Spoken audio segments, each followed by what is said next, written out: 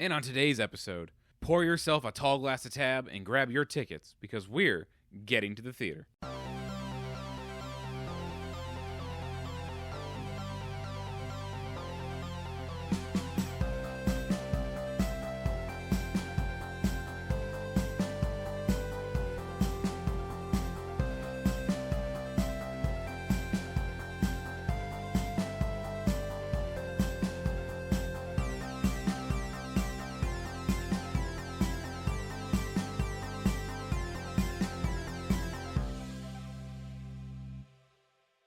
Hey everybody, welcome to Getting to the Theater. I'm Adam. I'm Erica. I'm James.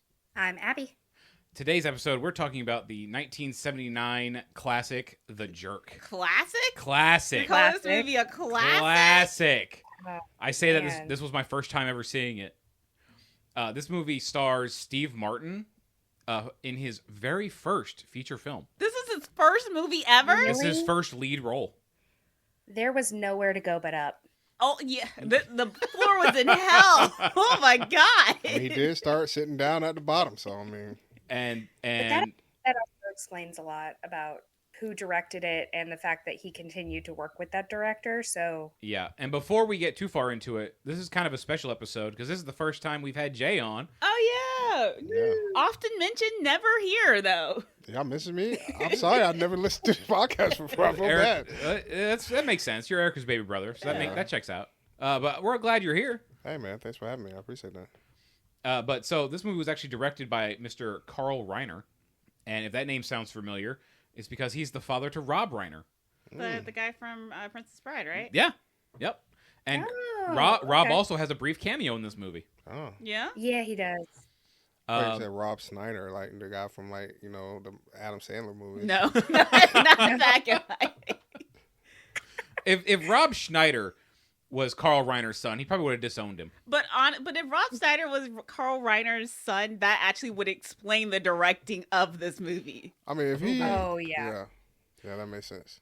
He was also, Carl Reiner also played Saul Bloom in the Ocean's movies. And He that's where did. I knew him from. Yep. Oh, wow. Yeah, When I saw him, Yeah. I was like, that guy looks so familiar. yeah. And he directed several other movies that had Steve Martin and other movies that had Bernadette Peters, too. Bernadette Peters. I love Bernadette Peters. She I was great love in this. Bernadette Peters. Yes. Was one of those movies The Man with Two Brains? Yes, it was. What the hell is the man with two brains? I think the title tells you all you need to know. Wait, is this the same girl that was in Martians Attacks? No, Attack on the Martians. No. No. Oh, no. But you recognize her from Roger and Hammerstein's Cinderella with Brandy and Whitney Yes, Houston. of course, he was the mom. Yes. Yeah. Mhm. Mm-hmm. I did not know this lady from anything.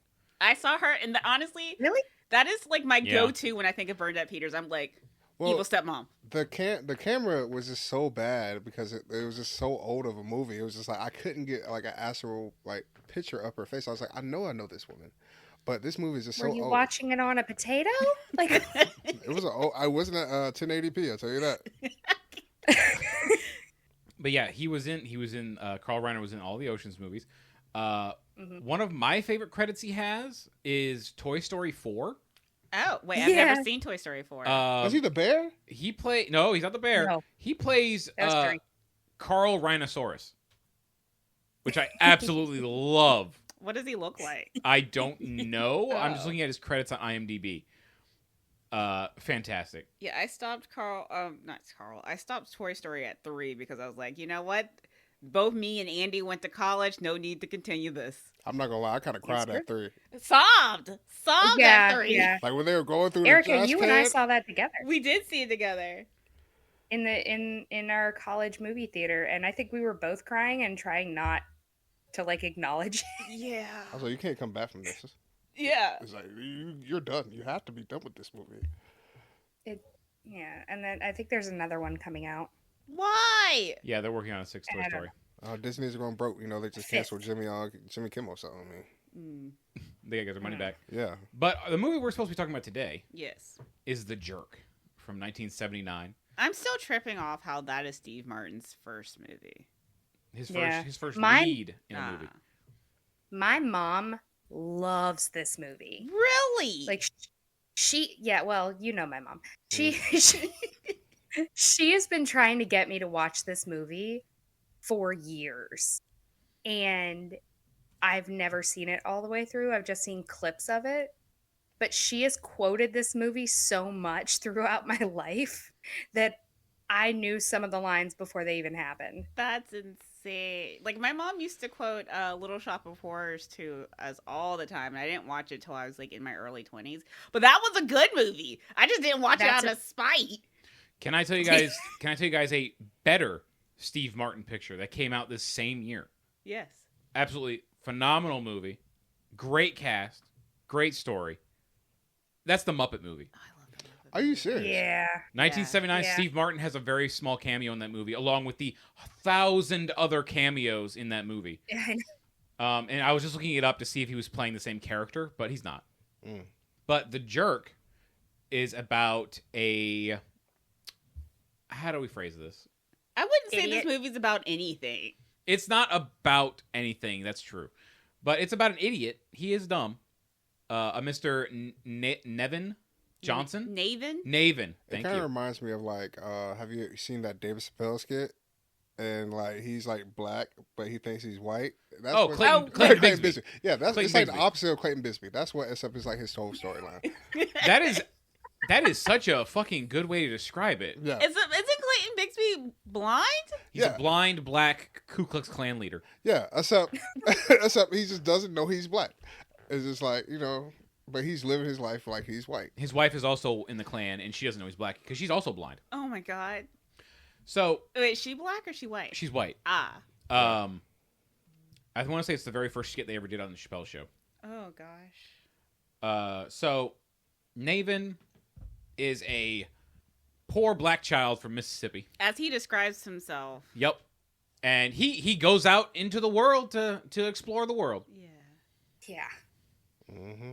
Oh. On his birthday too, right? Yeah, it's his birthday. Yeah. Or the day Yeah. after his birthday. Yeah, Day after his birthday. Yeah, We never do find out how old Naven is. because he was always old when he started off. I mean, when we Yeah. first meet him, our movie opens with L.A. and he's a bum in an alley. Mm-hmm. And he's saying he's got two things in the world. He's got a thermos, and I think he says he forgot what the other thing was. Well, isn't it his friends around him? His the other two bums? Maybe? Side note: has Steve Martin hair always been white? Yes. I think so.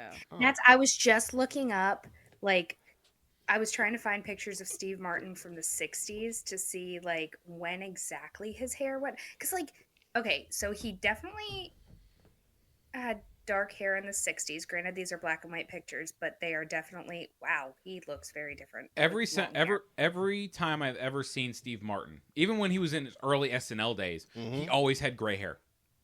That's why I was confused because I thought it was 1972. So I was like, his hair got to be black. And then I started watching it. I was just like, dang, how old is he? His hair went gray so young. But we had a teacher who went gray really young. Like he was, Yeah, he was 35. yeah. Oh, yeah. But it's like how, like when you think of, say, Morgan Freeman. Mm-hmm, Like all of us, we're in our 30s. mm-hmm. If Yeah. we picture Morgan Freeman, it's always an old man. Yes. Was Shawshank, was he old? He was probably 40-ish, but He if still you look old, but though. what I'm saying is Yeah. if you picture him, you're picturing an old man. Yeah. But you can find photos of Morgan Freeman when he was a young man. Never seen him, but They exist. Erica, I just I've sent you seen a him. picture. He an old man, baby. If you go look for photos of Steve Martin where he's got color in his hair, it's almost like they don't exist. oh my god, I've never seen it, I'm telling you. young Steve Martin. That's not Steve Martin. Hmm? That's like a guy That's from the Steve Beatles. Martin. Be honest with God damn. you. Be honest with you. That look like I know. that look like the killer from the L.A. What's his name? Charles Manson. Damn. It doesn't You're look. not wrong Sorry, though. Steve He looks like a musician.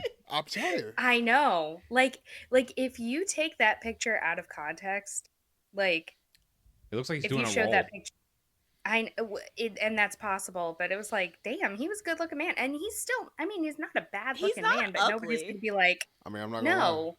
I watched how the Only Murders in the Building the other day. Mama told me that Oh y'all my were god, I watching that. love that show. Oh man, it was so I good. love Only Murders I in the feel Building. like I think old Steve Martin could be a hear me out. He might be my hear me out. Well, I mean, yeah, Erica, no. The man is 80. Yeah, Yes. that's why he's the hear me out. He got to take his blood pressure medicine. I feel. I think I'd do a hear me out on Martin Short before Steve Martin. But He's you so like tall men. I'm not Yeah, gonna I was lie. like Martin Short. It's so short. Meryl Streep. I'll give you that too. Is he? He's like 5'6". Wait, hold on. Why you got so quiet when I said Meryl Streep? No, we were with you. Okay, just We were making with you. That's not a hear me Yeah, out. I'm That's with a you. yeah, me too. sense. Okay. Like a Bernadette Peters. Yeah. We were Wait, looking is at Bernadette Pierce the one that from Little Shop of Horror? No. Oh, No. Oh, She yeah, did Martin good in Short's Little Shop of 5'8". Horrors though. she looked so familiar. Like I knew her from somewhere. Roger and Bernadette Hammerstein. Peters. It's Yeah, just like she was it's also in Annie. she was Yes, an Annie. She played the sister with Tim Curry. I Not the knew- sister. Tim Curry's No, the wife. girlfriend. Yes. It's only Yeah, because the Lily picture St. quality Regis. was so bad in that Yes. movie. What? The picture quality Well- was just so bad. We'll have you on a better episode to make up for it. Yeah. Okay. Saves also. We'll put you on a better episode to make up for Yeah, it. please don't make me watch another movie that's like this again, please. In our defense, we didn't know it was going to be bad. The best part was the wedding scene, but it was also most the racist part. No, we're not gonna get to it. Yeah, we'll get there. Yeah. I forget where we were. We were right at the beginning. Like, Yes. I was born a poor black child, which is one of the lines that my mom would quote constantly. That is honestly, that is so funny of your mom. I can see your My mom mother. saying that, to be honest with you. White lady. I was born a poor black child. And he's drunk. Yeah. But he's Oh. laying in the alley with the two other bums. One of the bums looked like Cheech Marin. I agree. Mm-hmm. Cheech and Chung had hit rock bottom. But But- also, like, who's he talking to? Us, as the audience. Oh. Is that the He's like- only time Yeah. that he He's like was breaking speaking? the fourth wall. Yeah. Yeah, he's like, my story? And then he goes into the born a poor black child, and it cuts to his family with their house in Mississippi, and they live in a little shack. Mm-hmm. And Naven's dancing on the front porch. Or trying to dance. Can't find the beat to save his life. Nothing. I'm gonna be honest. I watched this scene a couple of times just to make sure I was seeing what I was seeing. Half of them looked like they were clapping on the 1 and the 3. Steve Martin was clapping on the 5 and the 8. I don't know what was happening. You know what I think it was? I think that coat was too tight and it was cutting off circulation to his limbs. Because when we see him later, he doesn't have that coat on. He finds the rhythm. Sure, could be. Could be.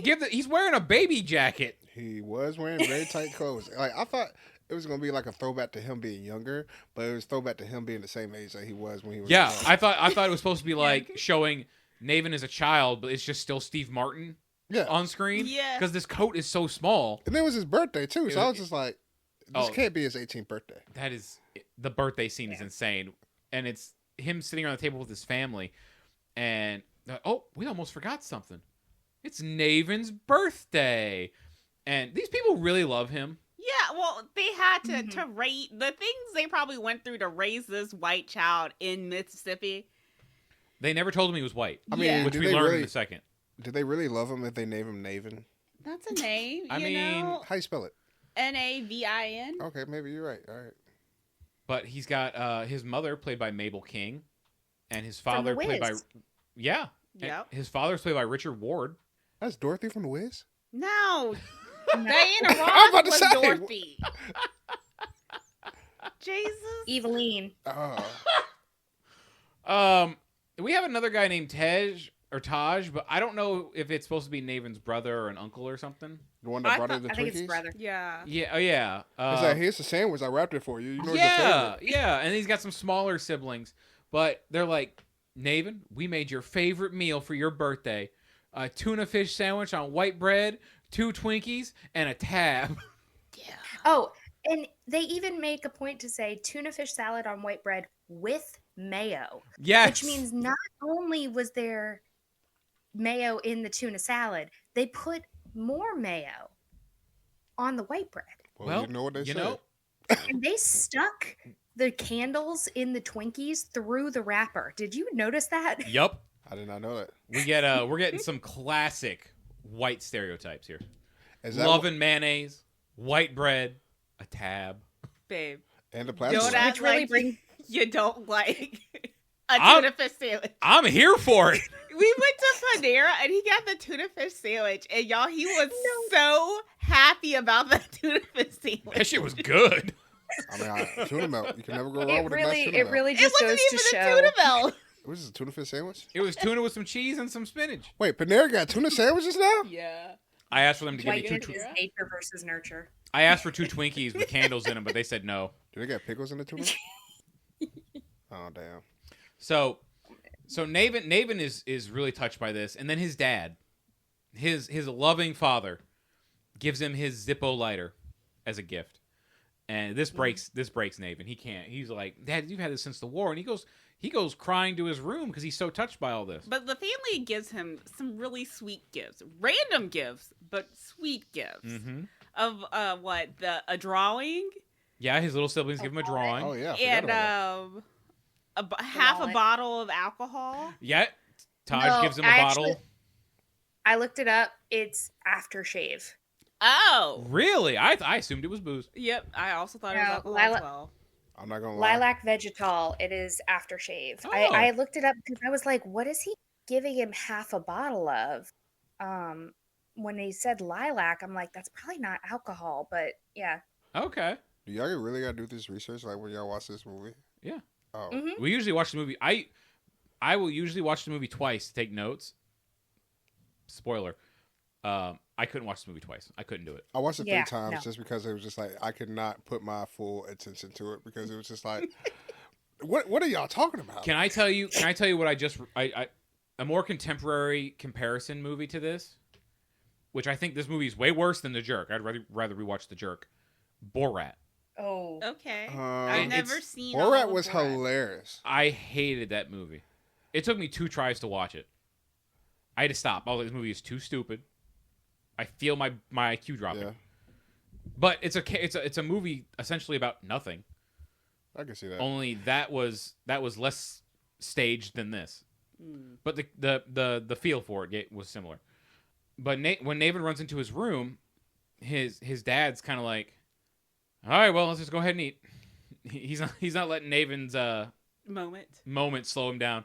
What gets me is Naven's so excited about his tuna fish sandwich, his 2 Twinkies in that tab, but the rest of the family eating smoked turkey and eggs and collard greens and mashed potatoes, and I'm like, Naven.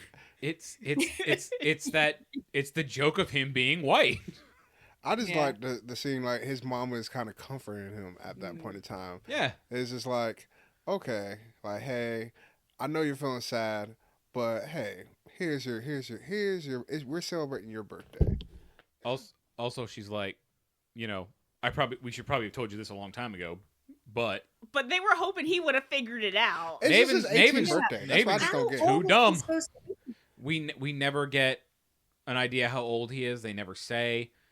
I actually, for a little bit, was thinking if this movie wasn't set in present day. I thought it was a period piece. Yeah, that's what I thought too when they went back in time. Yeah. I thought they were going fast forward, but it was not. Mm-mm. It's all presumably set in 79, but this is where his mom tells him, you're adopted. We found you on our doorstep and we raised you as our own. Mm-hmm. And this line that Naven has here is what made me want to watch this movie, because he looks at his mother and he says, With a straight face. with a straight face, "You mean I'm always gonna look, or I'm always gonna be this color?" He thought he was gonna turn Stay this black. color? That's why I was like, there's no way he's this old and never thought The character's stupid. how many birthdays did he have before this? And was this Yeah. always his birthday? Like, Hey, it's probably the day they found him on that doorstep. Mm-hmm. His gotcha day. Hold on. Someone left us a Can sweet we- little white baby. Can we circle back Yeah. to the passing of time? Because Uh-huh. I was thinking about that, and there has to be some time passing because there was enough time for the inventor to do what he did, or not the inventor, but when the invention comes into play, and we'll talk more about that. Yeah. Mr. Fox. yeah. Yeah. So there has to be time for like development and production and sales, right? Mm-hmm. And then there has to be a passing of time because we see his family at the end of the movie because of the investments that they make. Spoiler. So, And the wedding. sorry. I'm just saying. Like, clearly, It's about a 10-year Someone- period. Well, I mean, Yeah. time obviously is going to pass, but it's not important to the plot of the movie. Yeah. Like the movie makes So- no sense whatsoever on its own, so you don't want to try to factor in how much time it covers. I Yeah, would say 'cause- we're probably starting like early 70s, if not the 60s, at the beginning of the movie. Yeah, I feel like early 60s, probably 50s, to be honest with you. Could very well be. Mhm. We think 20 years passed? I mean, Because look it at was definitely the 70s at the end. I mean, look at the house they were in. I mean, maybe Mississippi's the house in Mississippi was like that in the 50s. You can see houses like that if you drive out to like Pillion in North. Okay. A shack. Yeah. We're talking about the time period, but I do agree that I feel like it is an earlier time period, and then because the dating scene, not trying to spoil anything, it kind of did go through pretty fast. And which I didn't. Where the woman had a son? No, but we're jumping too far. Yeah, Jumping too far. Yeah. Okay. Yeah, no. But again, I think it's all supposed to just be Generic Not time nonsensical. passing time. Yeah. yeah. Yeah. I do like that at the end of the mom comforting him, the brother comes in. It's like, Naven, I brought you your tuna fish sandwich wrapped in cellophane because I know you like that. They love him so much. They did.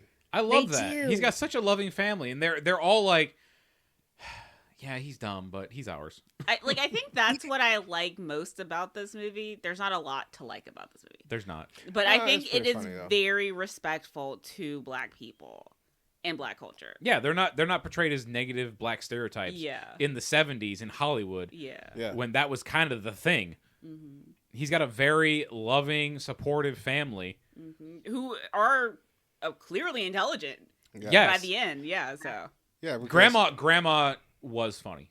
grandma's peak grandma. Like that is peak grandma. Like that it reminds me of like old Black aunties. That's the lady who goes around calling everybody baby. Mm-hmm. Mhm. You know, she stay on that phone. Someone died. She's like, well, now I got to call Earlene and let Earlene know. Bye, Betty.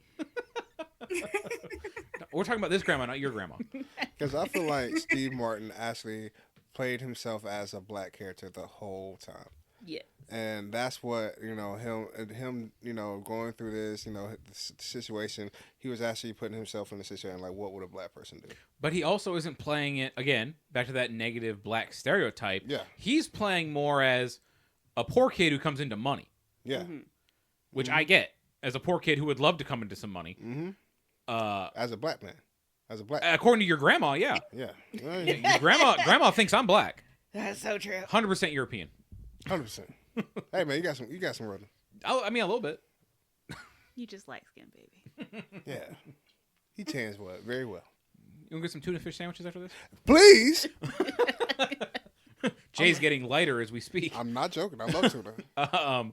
So Naven is laying in bed that night, and he shares a bed with his smaller siblings, and he's listening to the radio, and I think he's looking at the picture they drew him, Mm-hmm.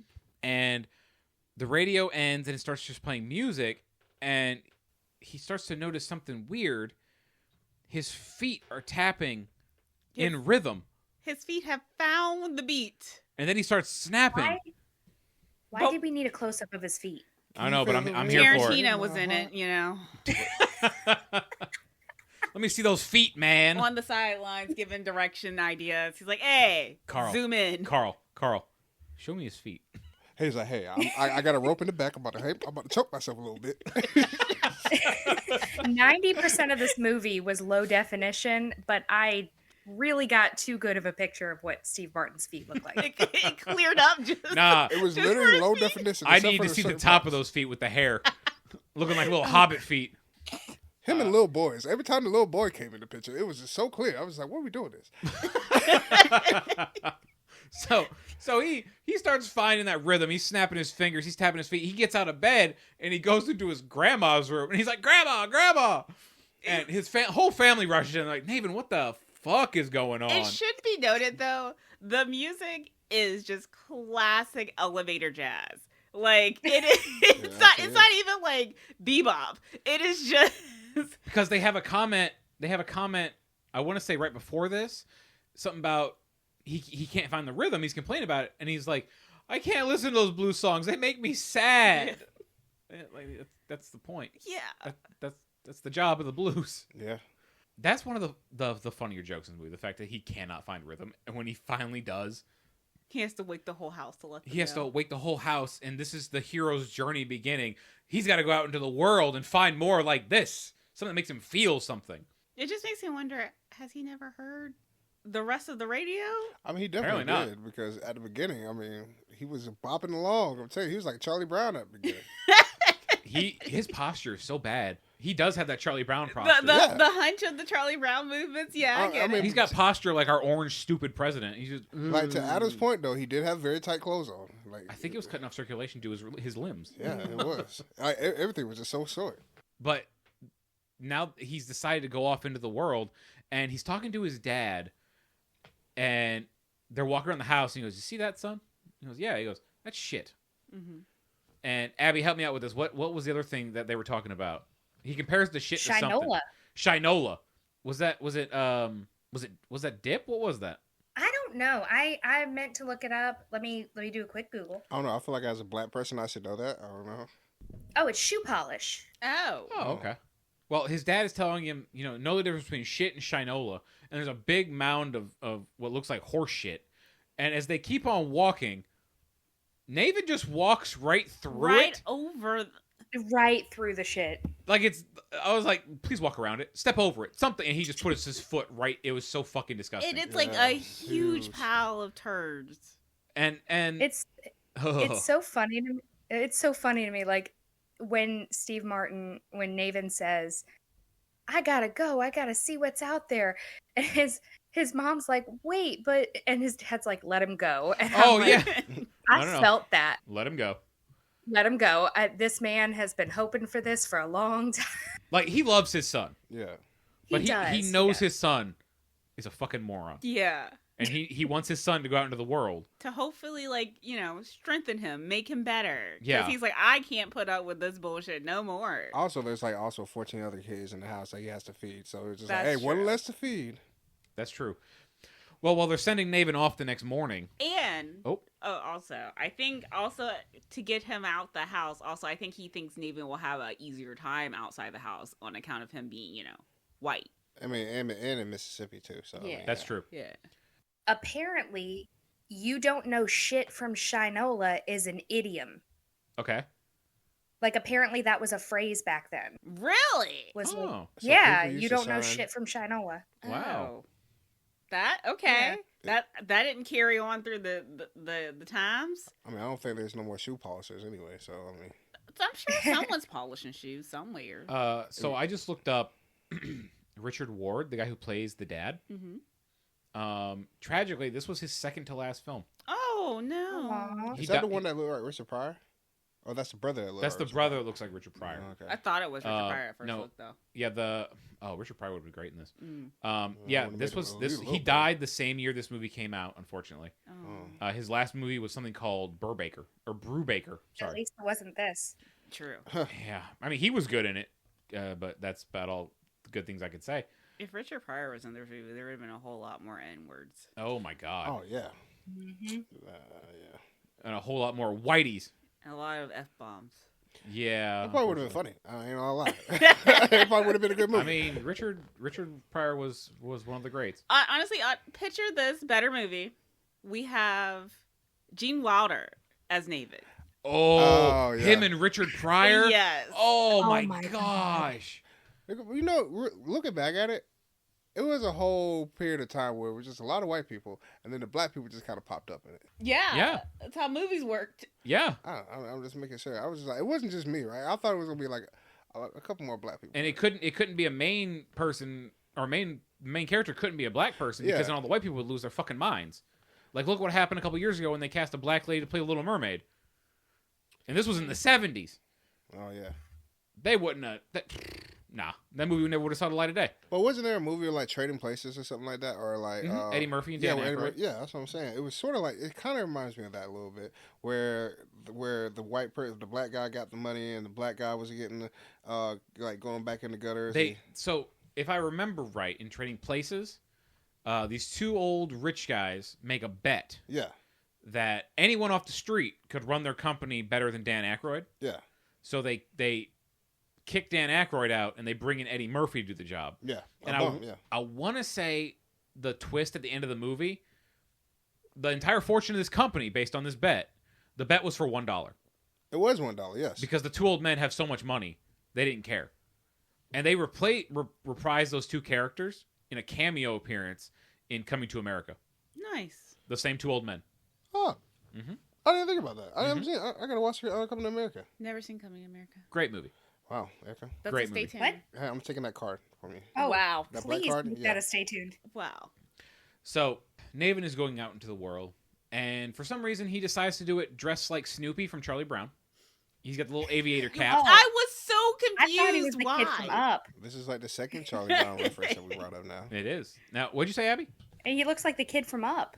Oh, a little bit, yeah. He's got the same little hat on. Oh yeah. Oh, the old guy before he got old. Yeah. Yeah. Yeah. Carl. R.I.P. to his wife. Yeah. RP to the actor. Oh, what? Yeah. Yeah. So, I sadly don't remember his name off the top of my head. So, he says he's going to go out into the world. He's trying to try to hitchhike. Mm-hmm. Oh, So, God. he's just standing there in front of the house with his thumb up. And the whole family is like, all right, Naven, we're going to miss you. We love you. And then they go inside the house. Be It's brave out morning. there. It's morning, yeah. Yeah, that's important. They when they go back inside the house, it cuts to that night, and they're like, "Man, I sure do miss Naven." And the dad has a great line of, "Someone take away his place setting. It's making me too goddamn sad." And one of them's like, "You think Naven's all right out there?" And the older sister goes she goes to the window. She opens the window, lifts it up, and sticks her head out there. It's like, Nathan, you all right out there? And he's still just standing there with his thumb up. He goes, "Yeah, I'm good." I mean, that's how you used to get around back in the days before serial killers came now. Well, the serial killers were out rampant. I think people just didn't care. I thought they came around like in the 80s, so that's when like they most. No, they were thriving in the 70s. Oh yeah, that's when the Zodiac killer was around. Yeah, that's when Macy, Gracie, Wacy, Daisy, John Oh, John Wayne Gacy. Oh yeah. Were you doing a bit just now? I was not. Macy, Gacy, Racy, John Wayne Gacy. Yeah. He had a little bit of a different MO. But he was still in the 70s. That was for women though, so he was okay. Wow. Is That we took you went around the block to get there. I'm not a true crime girly. Like, I don't know. This movie did not need a killer clown. Ugh. Wow, I forgot about that. Yeah. Wow. But this truck stops and asks and Naven asks him, "How far are you going?" And he goes, "To the end of the fence." He goes, "Oh, that's great." And he hops in the truck with this guy. This is Rob Reiner's cameo. But if I remember correctly, also, they cut to the house a little bit. You can hear the conversation from the house. Mm-hmm. Rob Reiner was dead serious about it. Yep. He drives to the end of the fence and kicks him out. And the whole time it keeps cutting back to his dad, and his dad's just like, It's okay. He's learning. He's going to make it. He hitchhikes again, and this time it gets him just outside of St. Louis. And this is the moment where you realize this might take place in modern day. Because the cars. Yeah, you start Yeah. seeing Cars- regular cars. yeah, and the you're cars like, are modern. oh. I mean, 70s cars, but yes. Yes. Yeah. Yeah. Just so you know, we're in the 1970s, not modern day. True. Well, it's modern day. modern Yeah, day it's in for the 1970. time of the Okay, movie. yes, It's okay. modern Yeah. day. Yeah, just makes I don't know your audience, and so I mean I believe all y'all are intelligent. Jay's giving the benefit of the doubt to the audience. We always give you the benefit of that. Well, he makes it to just outside of St. Louis, and he stops at some hotel or a motel. Sorry, Yeah, motel. let's say it's like a Motel 6. It's like the heyday of motels. Yes, and the reason he's going to St. Louis specifically is because the radio show was broadcast from St. Louis. Mm-hmm. The one you found the rhythm on. Yes. Mhm. So when he's in his little motel room, he starts hearing a dog barking at the door, Yes. and he talks to this dog like it's Lassie. Yes. The dog. He is speaking to the dog, and he is responding as if the dog is speaking back to him. And he said, "What's that, boy? The building's on fire!" And he starts running to every single motel room door, screaming, "Fire! Fire!" The dog told me there's a fire. Everyone comes out. The fire department shows up. All right, folks, no fire. Don't worry about it. And he's like, he was calling the dog the hero dog. And some dude at the hotel's like, hey, that dog's no hero. You should call him Shithead. Yeah. And David goes, Shithead? Yeah, I'll call him Shithead. Shafeed. That's what I thought was going to happen. So Naven is joined for the rest of his film by his sidekick, Shithead. The way he was talking to this penguin reminded me of Penguin. This dog. Penguin? I'm leading into the penguin. It reminded me of the way in Santa Claus is Coming to Town.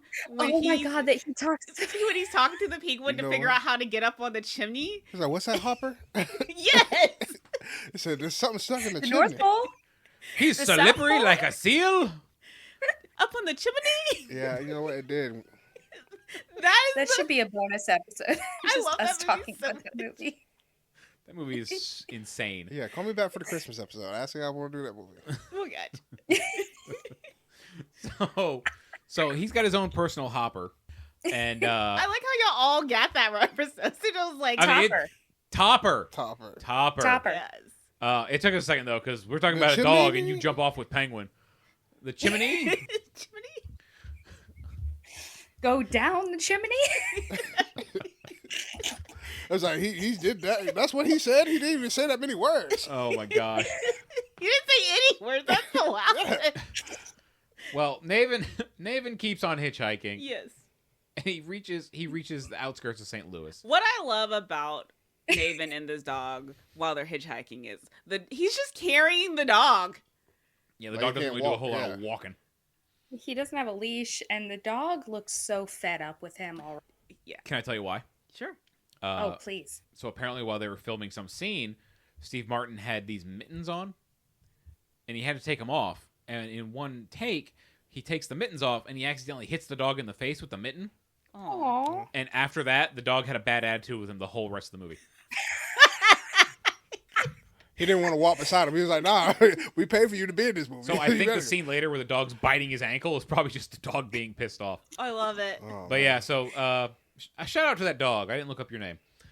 Cujo. The dog's long dead. Oh, boy, is he.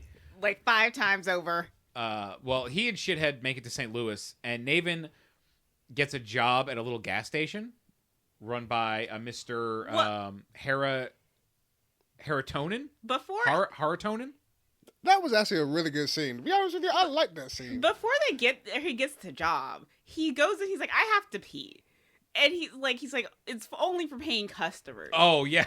And so he's like, well, can I top off this zip out? Which, is that a thing? Can you go to Yeah, you fill up your lighter with fluid in it. with fluids. kerosene?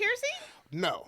Lighter fluid. Yes, but But I mean, this is like the 70s back when they had a full service gas station. yeah, that's back when So- you can leave babies in the house by yourself.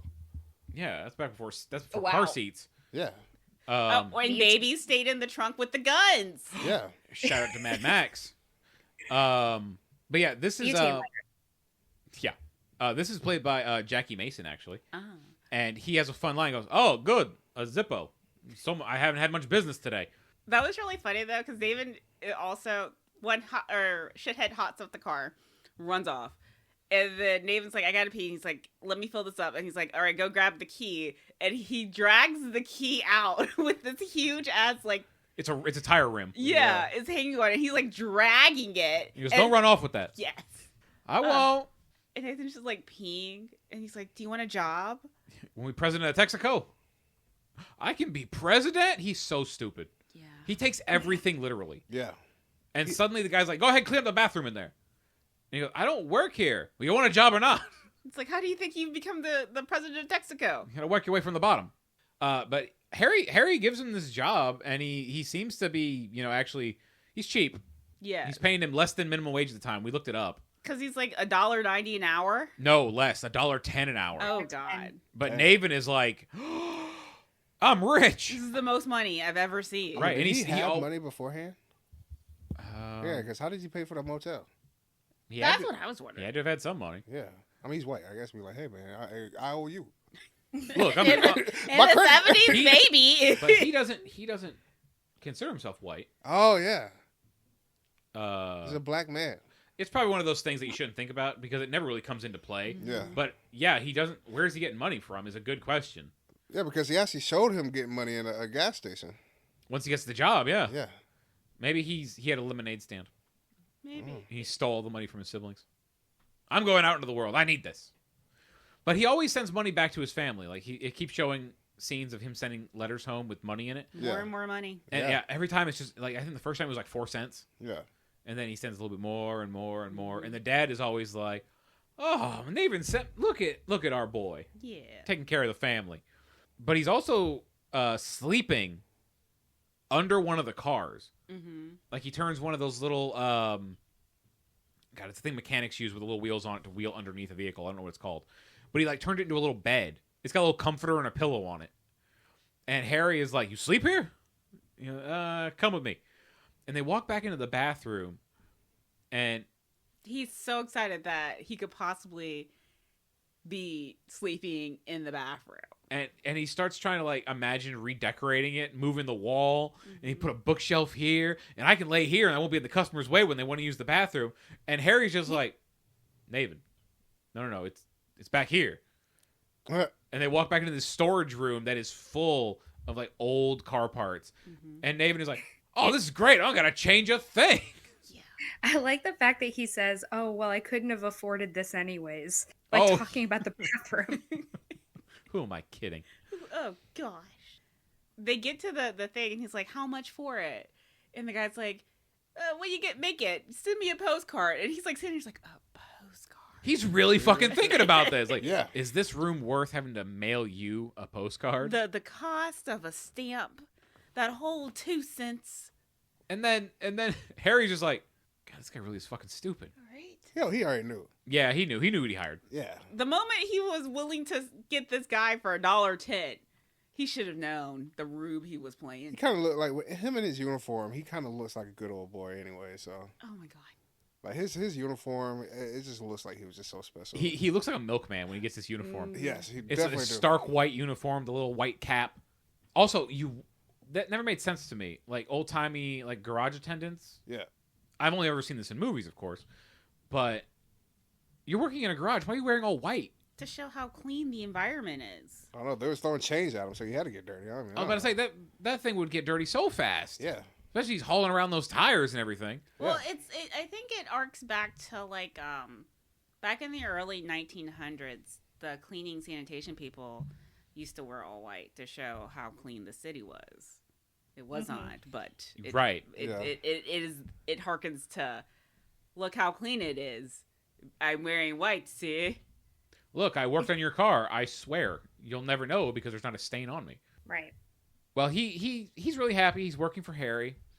And he's having a good time. He is. He's enjoying himself. Until you get shot at, but still. Even then. Right.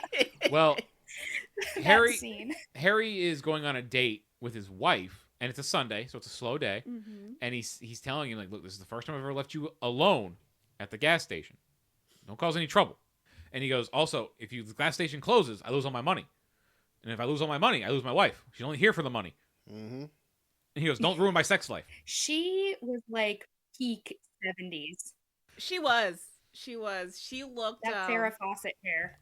She didn't say a word though. I mean, the quality was bad, so I really couldn't see it, to be honest with you. Just picture Farrah Fawcett. Big hair, Yeah. Oh. blonde. I think she was blonde. What, are we talking about the main woman, or are we talking about... Talking about Harry's wife. Okay. Yeah. Makes sense. She was on screen for about 2 seconds.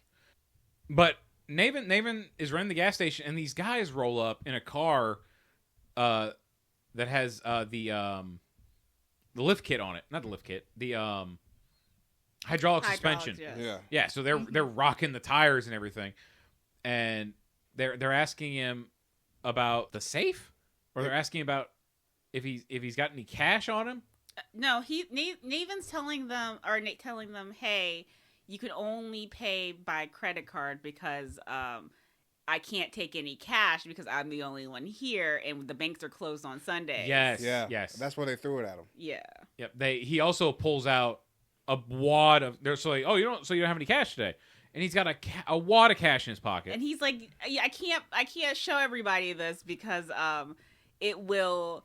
I can't show this to go around showing this to everybody because the wrong people might try to rob me. Yeah.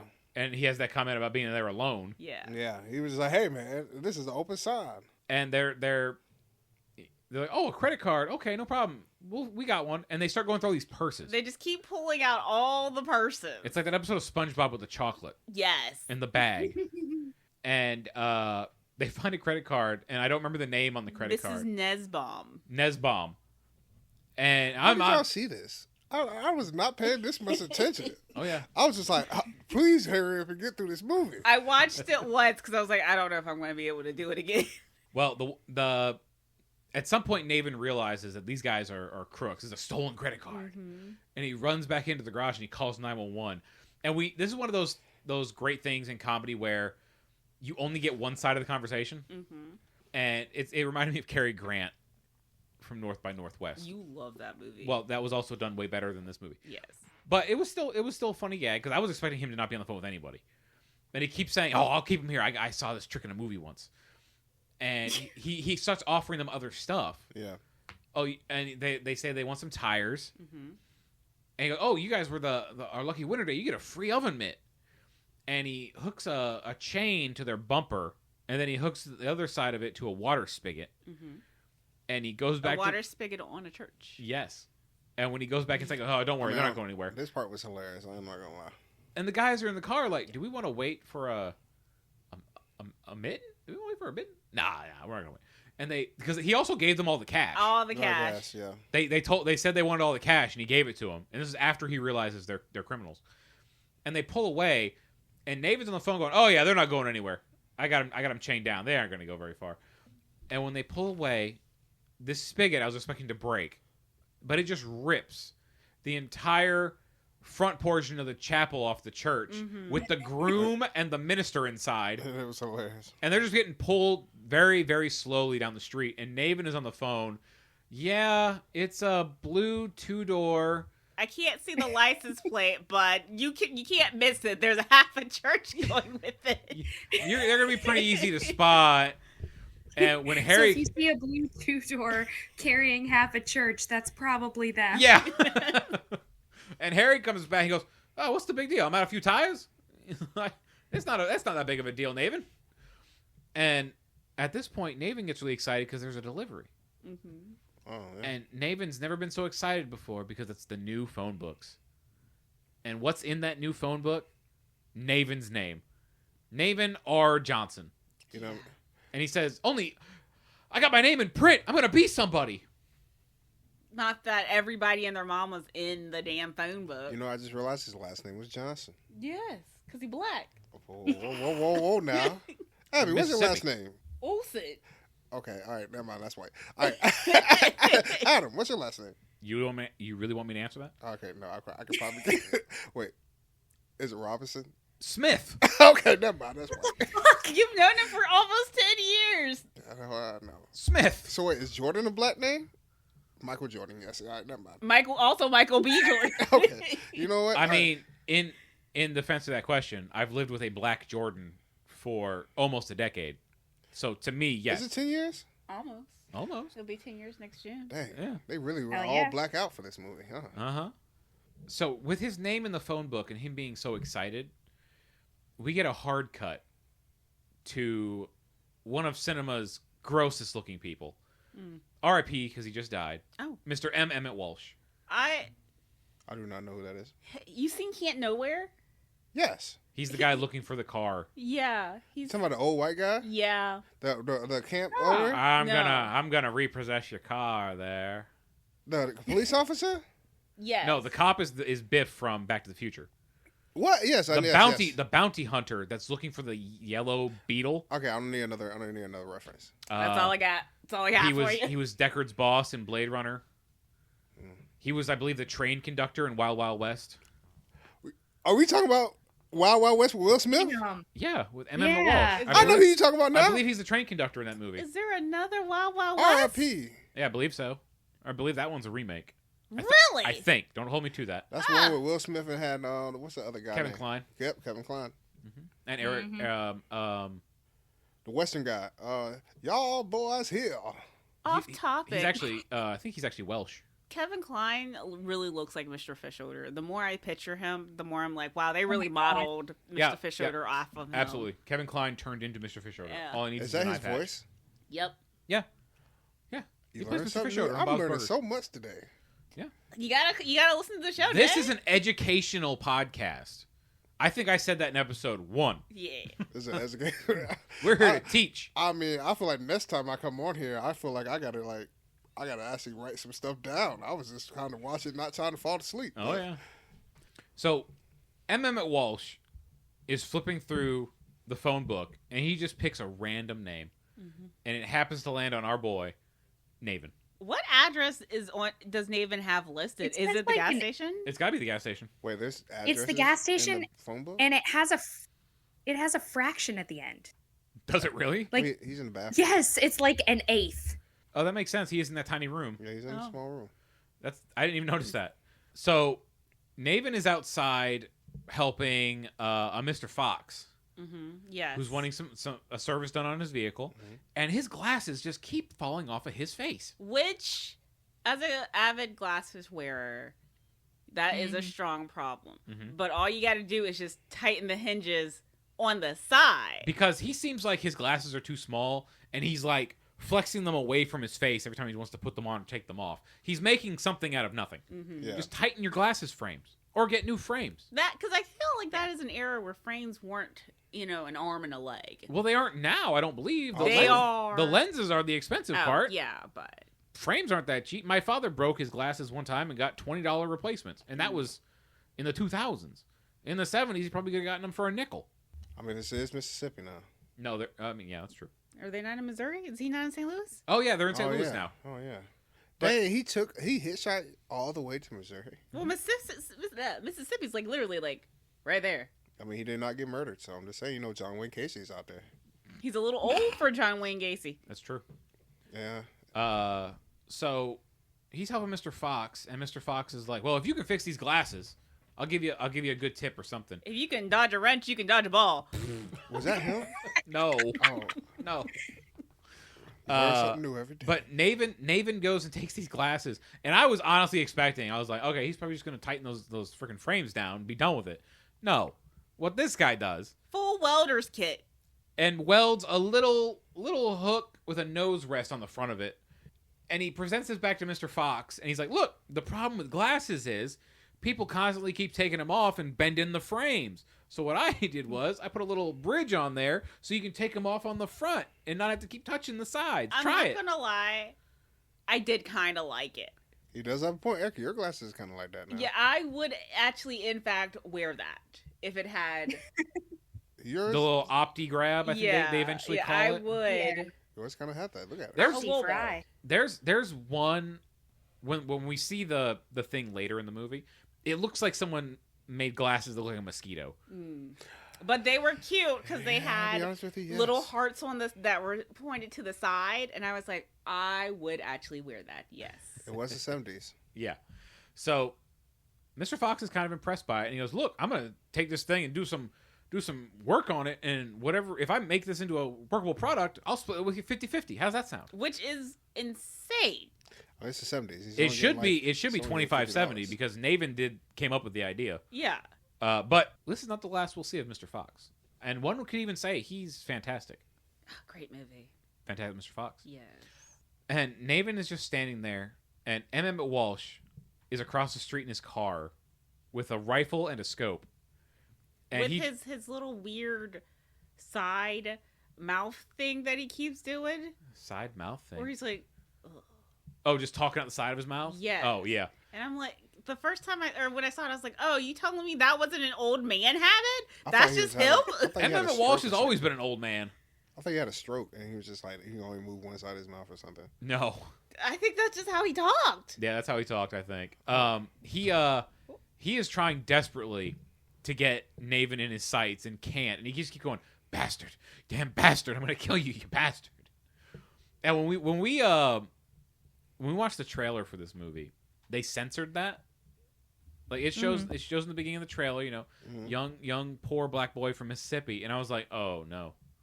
And then it went to M. Emmett Walsh in this trailer, and he goes, "Yeah, I'm gonna kill you," and it censored it, and I was like, oh no. He said, "Damn." I was like, is this gonna be one of those movies? And we almost made it to not being one of those movies. Yeah. And he starts shooting at Naven, and he's hitting these oil cans. Mm-hmm. And Naven's just standing there looking, just like, ah, man, there's something off with these oil cans. These oil cans are defective, and they just keep popping. And Harry is working on a car, and he sees Emmett Walsh, and he's like, "You might want to get down." He's like, "Someone's shooting at you," and he's like, "Someone's shooting the oil cans." They really hate these cans. Stay away from the cans. And he's running around. Like, they're not trying to put holes in the cans. They're trying to put. Yeah, and But everywhere he runs, there's more cans. Yeah, the really funny one, he runs inside behind the cans. He goes, "Oh no, more cans!" And he knocks them all over. And then he jumps into a car with Shithead. Yep. And they take off, but the car has no tires on it. No tires on it. So he's riding on the rims. And Emmett Walsh gets in his car, and you see he's got more guns on him. And he's following him, and he enters a circus ground that says circus performers only. Yeah. And he's like, he's not a circus performer. And he hides inside a little ticket booth, and now he is part of the circus. Yeah. He's done his life as a garage attendant is over. But I think what makes Naven driving on the rims more insane is I listeners, I'm just a girl. All right. I love this story. I was 17. Oh no. I had my license for, I think at this point, 3 weeks, right? Pop tire. Blow the tire. What makes this even more insane, I blew the tire driving out of the driveway. Heard this loud bang. Didn't know what it was. I was like, oh my God. Something's weird in the driveway, but kept driving, right? Car starts shaking. I'm like, oh my God. Something's going on with the muffler, right? I remember this story. And I'm sitting there, I'm like, the car is really rattling, you know? I get to where I was going, get out the car, look at the tire, because I'm like, God, something is off. No tire. I've been driving on the rims for like 4 miles, right? Oh And so I'm just like, there's no way. Either Adam, have you not heard the story? I might have heard this story You've before. seen the picture of the tire. Yeah, I was there. I had to change it. Yes. Oh my God. But it was like, it's like, there's no way he was able to outrun Emmett Walsh unless Emmett Walsh was driving like 3 miles an hour. He had all them guns in the car too, so Yeah. He was a little weighed down. He was also weighed down by all those pesky tires he had. He had 4 of them. yeah. But maybe you shouldn't be driving. I'm just a girl, y'all. I hit a curb. But Naven is telling like his family another letter that Harry said, "Don't bother coming back here. You've seen this. Go off into the world and see something new." Mm-hmm. So when he's now working with the circus, he works for a guy named Frosty as a weight guesser at the circus. Yes. And he thinks he's really bad at the job because he can't really guess anyone's weight right. And this guy's like, "Well, what do I win if you guessed my weight wrong?"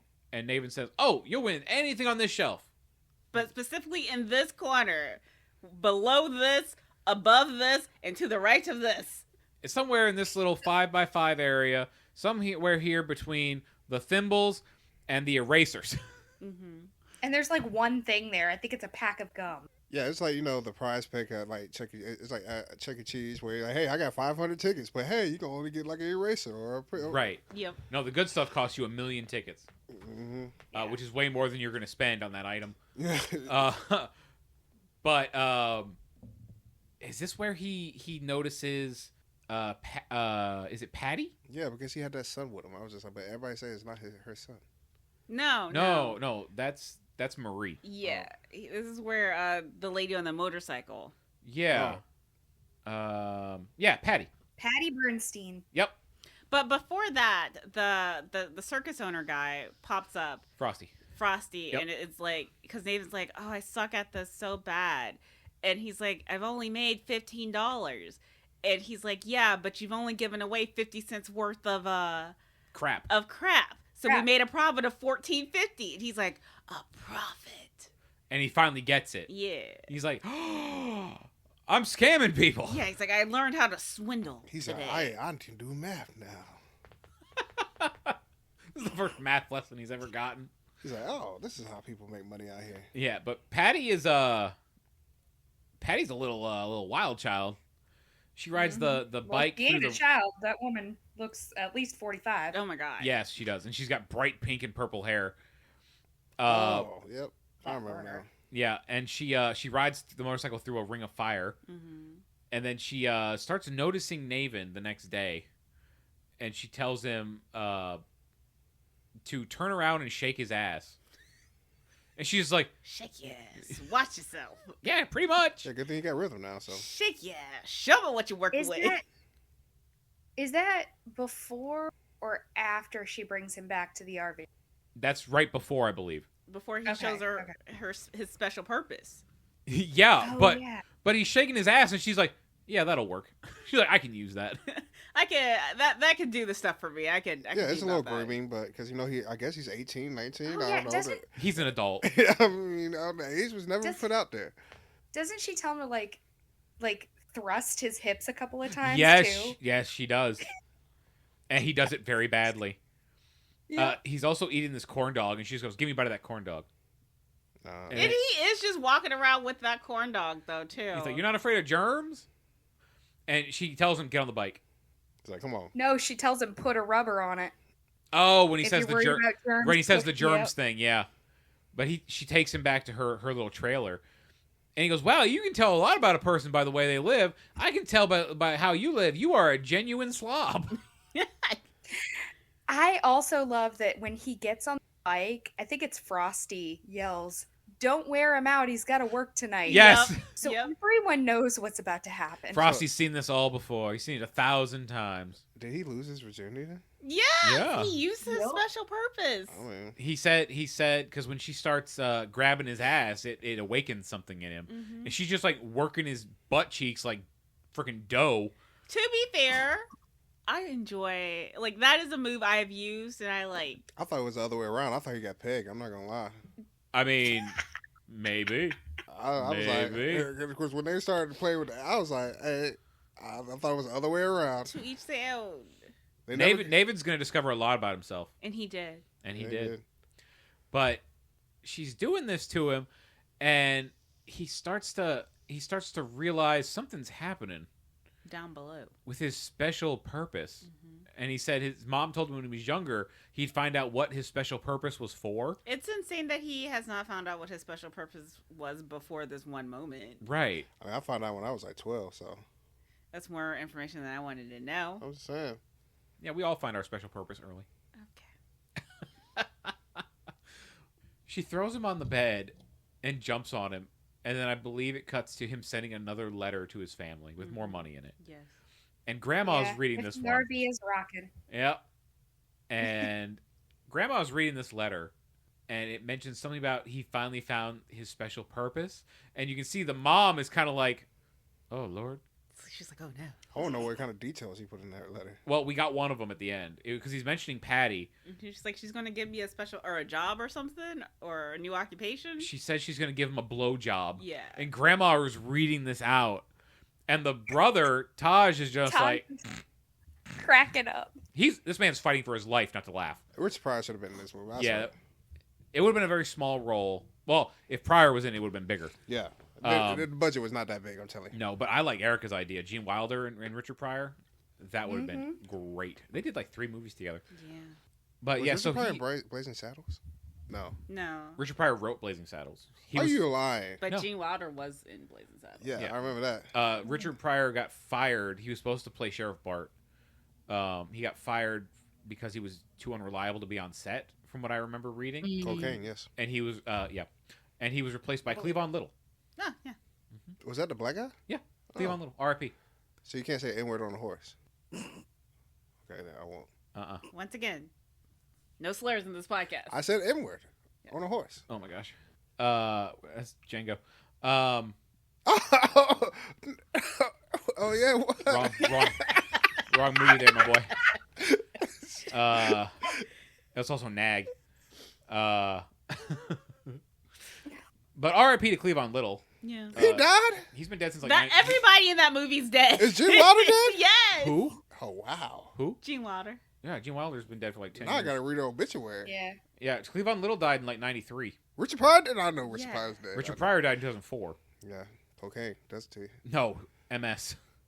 believe he had some kind of heart failure. That will also do it to you. Yeah. So now that Naven has found his special purpose, and he's got a little Ain't got a blowjob. and he was promised a blowjob. Shout out to blowjobs. Yeah. Sorry. He's running the train at the carnival, The tiniest train. the tiniest little train, and he's getting everyone off. And this lady comes running up, who we learn later her name is Marie. She's looking for a little boy. I don't remember what his name was. Billy. And Naven's like, oh, I haven't. What's he look like? She goes, oh, he's wearing a shirt that says bullshit. He goes, no, I saw a kid earlier that was wearing a shirt that said Like life sucks or something. yeah, something like that.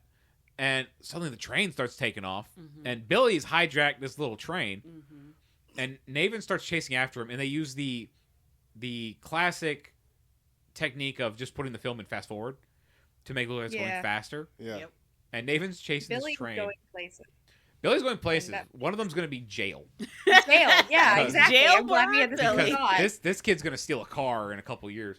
It's like the uncle from Back to the Future. Uncle Jailbird Joey. Yep. So Like, let's talk real quick about Bernadette Peters' hair. It's so curly. It's doing her big. no, and that's probably Jay. That's probably the reason you didn't recognize her. Like, it's big. That's not the problem because her hair is always big. Like, I always picture Bernadette Peters having a lot of. It's the fact that it's so blonde Yes. And the that it resolution as well. washes her out completely. you know what else? We had another thing that happened like this where a character got blonde hair and washed her out completely. Our main girl from Never Been Kissed. No, I wasn't even thinking. Never Been Kissed. I was thinking Last Night in Soho. Yes. Oh yeah. Our main girl in that. I'm not gonna lie. Yep. She really reminded me of the mom from Troop Beverly Hills. Jay, I said that when we were watching Oh my it. God.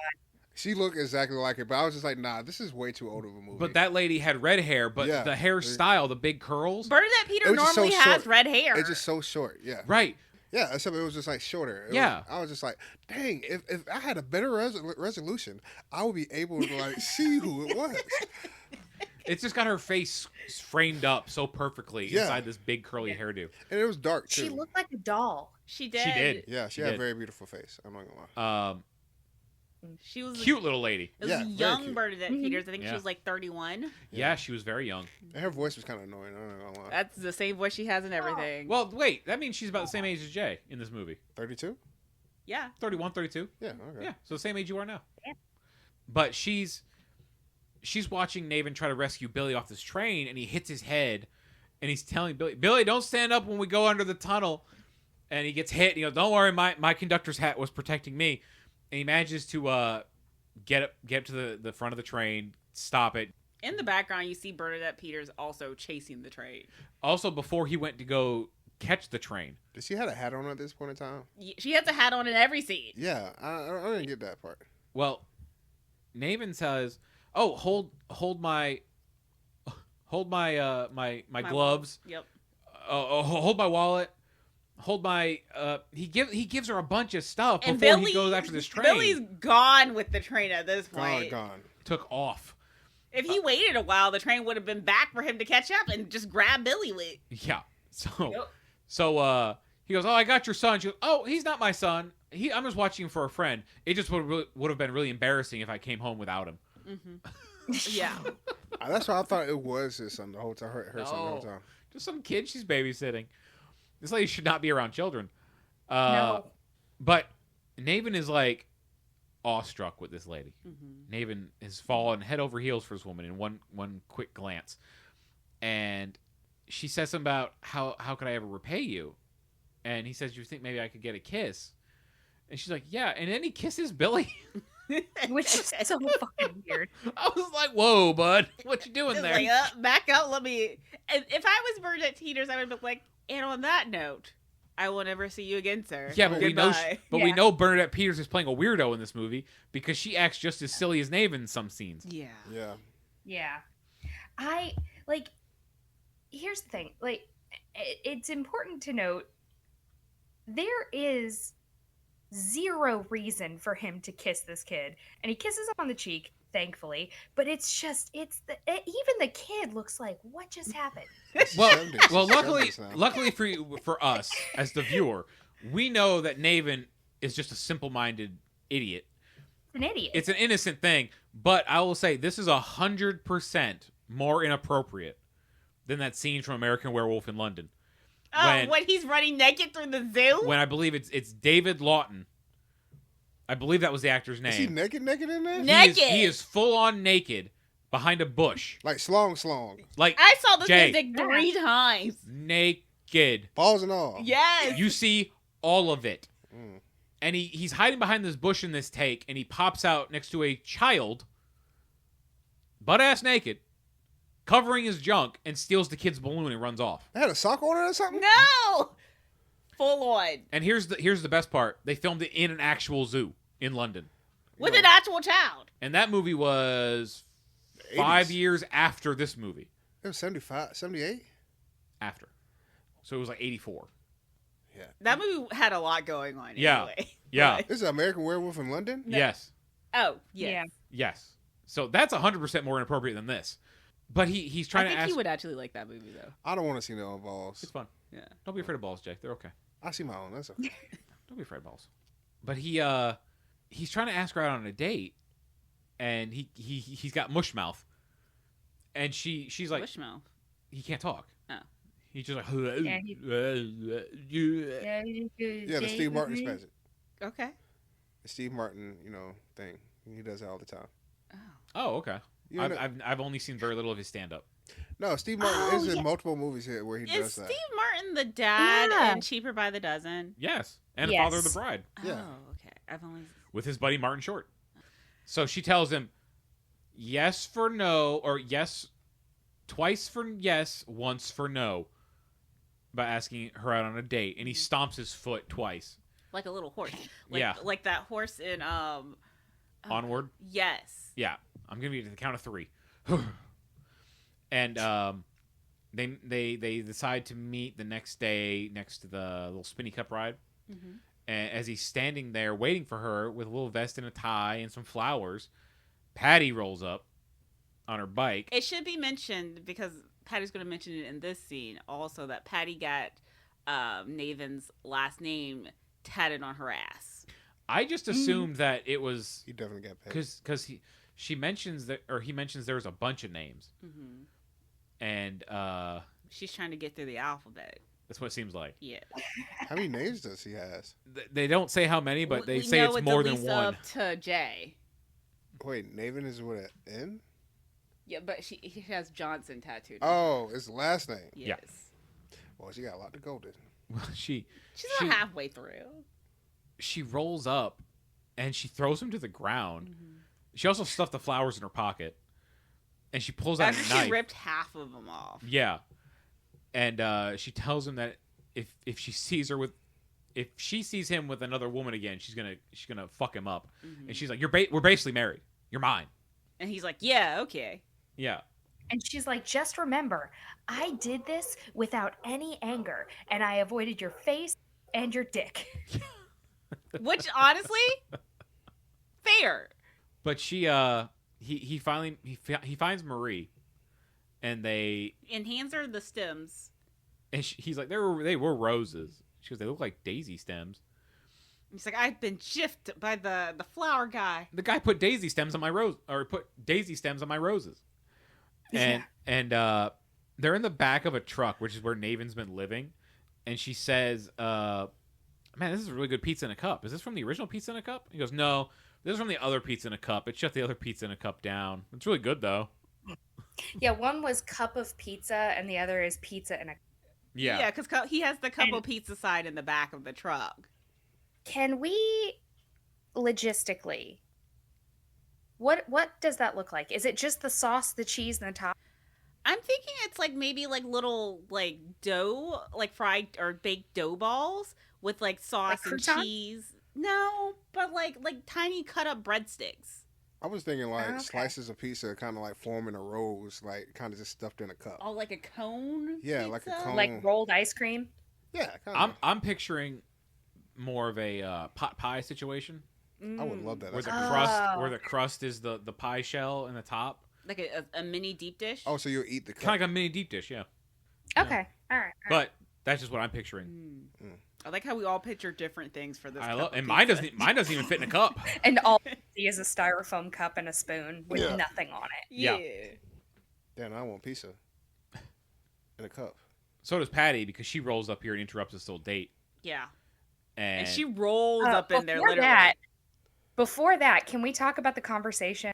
Because he asks her, "Do you have a boyfriend?" And she's like, "Kind of." I'm like, "What are you doing?" Yeah, what is kind of? Like, to be fair, he's one to talk. He got a whole ass wife. Yeah. Well, and then he asks her, he's like, "Do you think maybe the next time you make love to your boyfriend, you could think of me?" Wow. Or yep, I forgot maybe about that. one day you could make love to and think of him. And she's like, "Well, love with each other and think of me." I was like, that is a great response to that. Yeah, and he's like, "Well, maybe." Maybe. Yeah, he's legitimately like, "Okay, yeah, that." And then he licks her in the face. No. Did you guys miss that? Yes. He grabs her face and like mushes her face because he says her face is Yeah, so rubbery. Yep, nope. He licks her face I missed all from of like this. chin to eyebrow. I'm not gonna lie. Every time I saw her, the only thing I can see was the hat.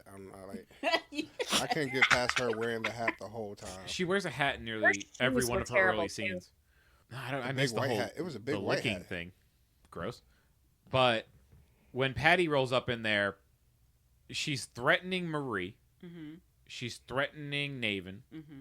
She pushes Naven down, I think, and she says something about if this bitch doesn't get out of here, and Marie does a double-handed fist swing and knocks Patty right out.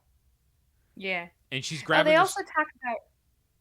Sorry, they talk about Patty's tattoos, and Naven's like trying to explain away his thing. He's like, "Yeah, she's got a ton of tattoos. She's on her inner thigh that says slippery when wet." Oh, Patty has that. Well, how do you know? Yeah, exactly. Oh, there was also a scene of them fucking on a Ferris wheel. Yes. You just see the Ferris wheel rocking. If Oh, the yeah. Ferris wheel's rocking, Don't come a knocking. don't come a knocking.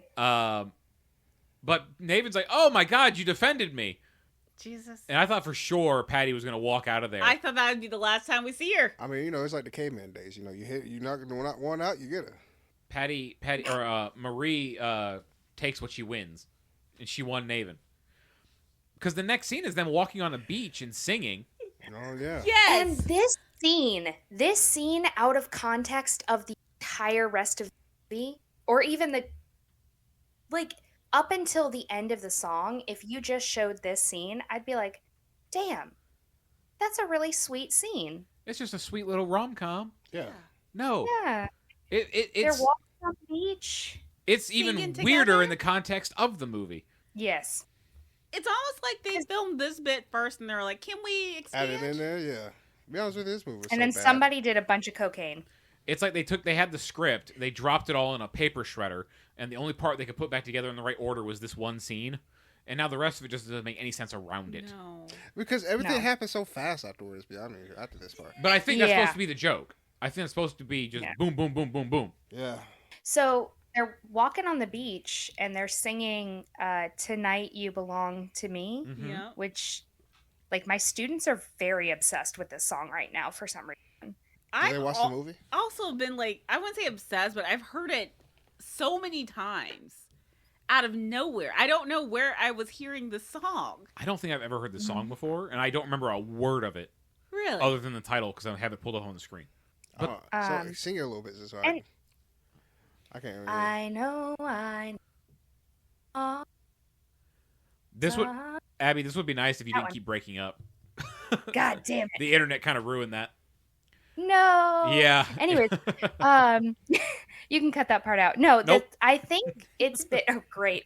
I think it's been used in a couple of scary movies recently. Okay. Oh, I mean- know. Yeah, I've seen it on TikTok. Yeah, that one.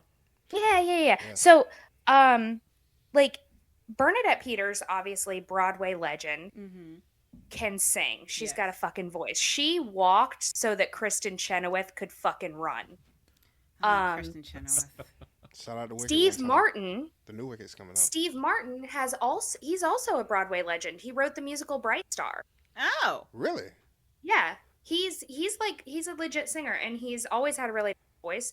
And he is actually playing the ukulele in that scene, which I think the ukulele is one of the, if you're just going to strum it and not actually play it like traditional style, it's not a difficult instrument to learn. But this scene is great. And then even at the end when fucking Bernadette Peters pulls out the The trumpet. cornet. Oh my god, that was so random. So random. And it was so funny though. Like it was the perfect level of humor. Yeah. For it was innocent little rom-com. It worked in that scene. It felt like a Mel Brooks written scene. Actually, Yes. this whole movie kind of felt like Mel Brooks, and now you get it to it. No. That's an insult to Mel Brooks. I no. Yeah. agree. That is an insult to Mel Brooks. Steve Martin did help write this movie. Oh. I did not know that. Yeah. Was he okay? No. It was the 70s. It's cocaine. It's okay. Yeah, everyone was on drugs. But they're sitting there by this fire. He's playing the ukulele. She's playing the cornet.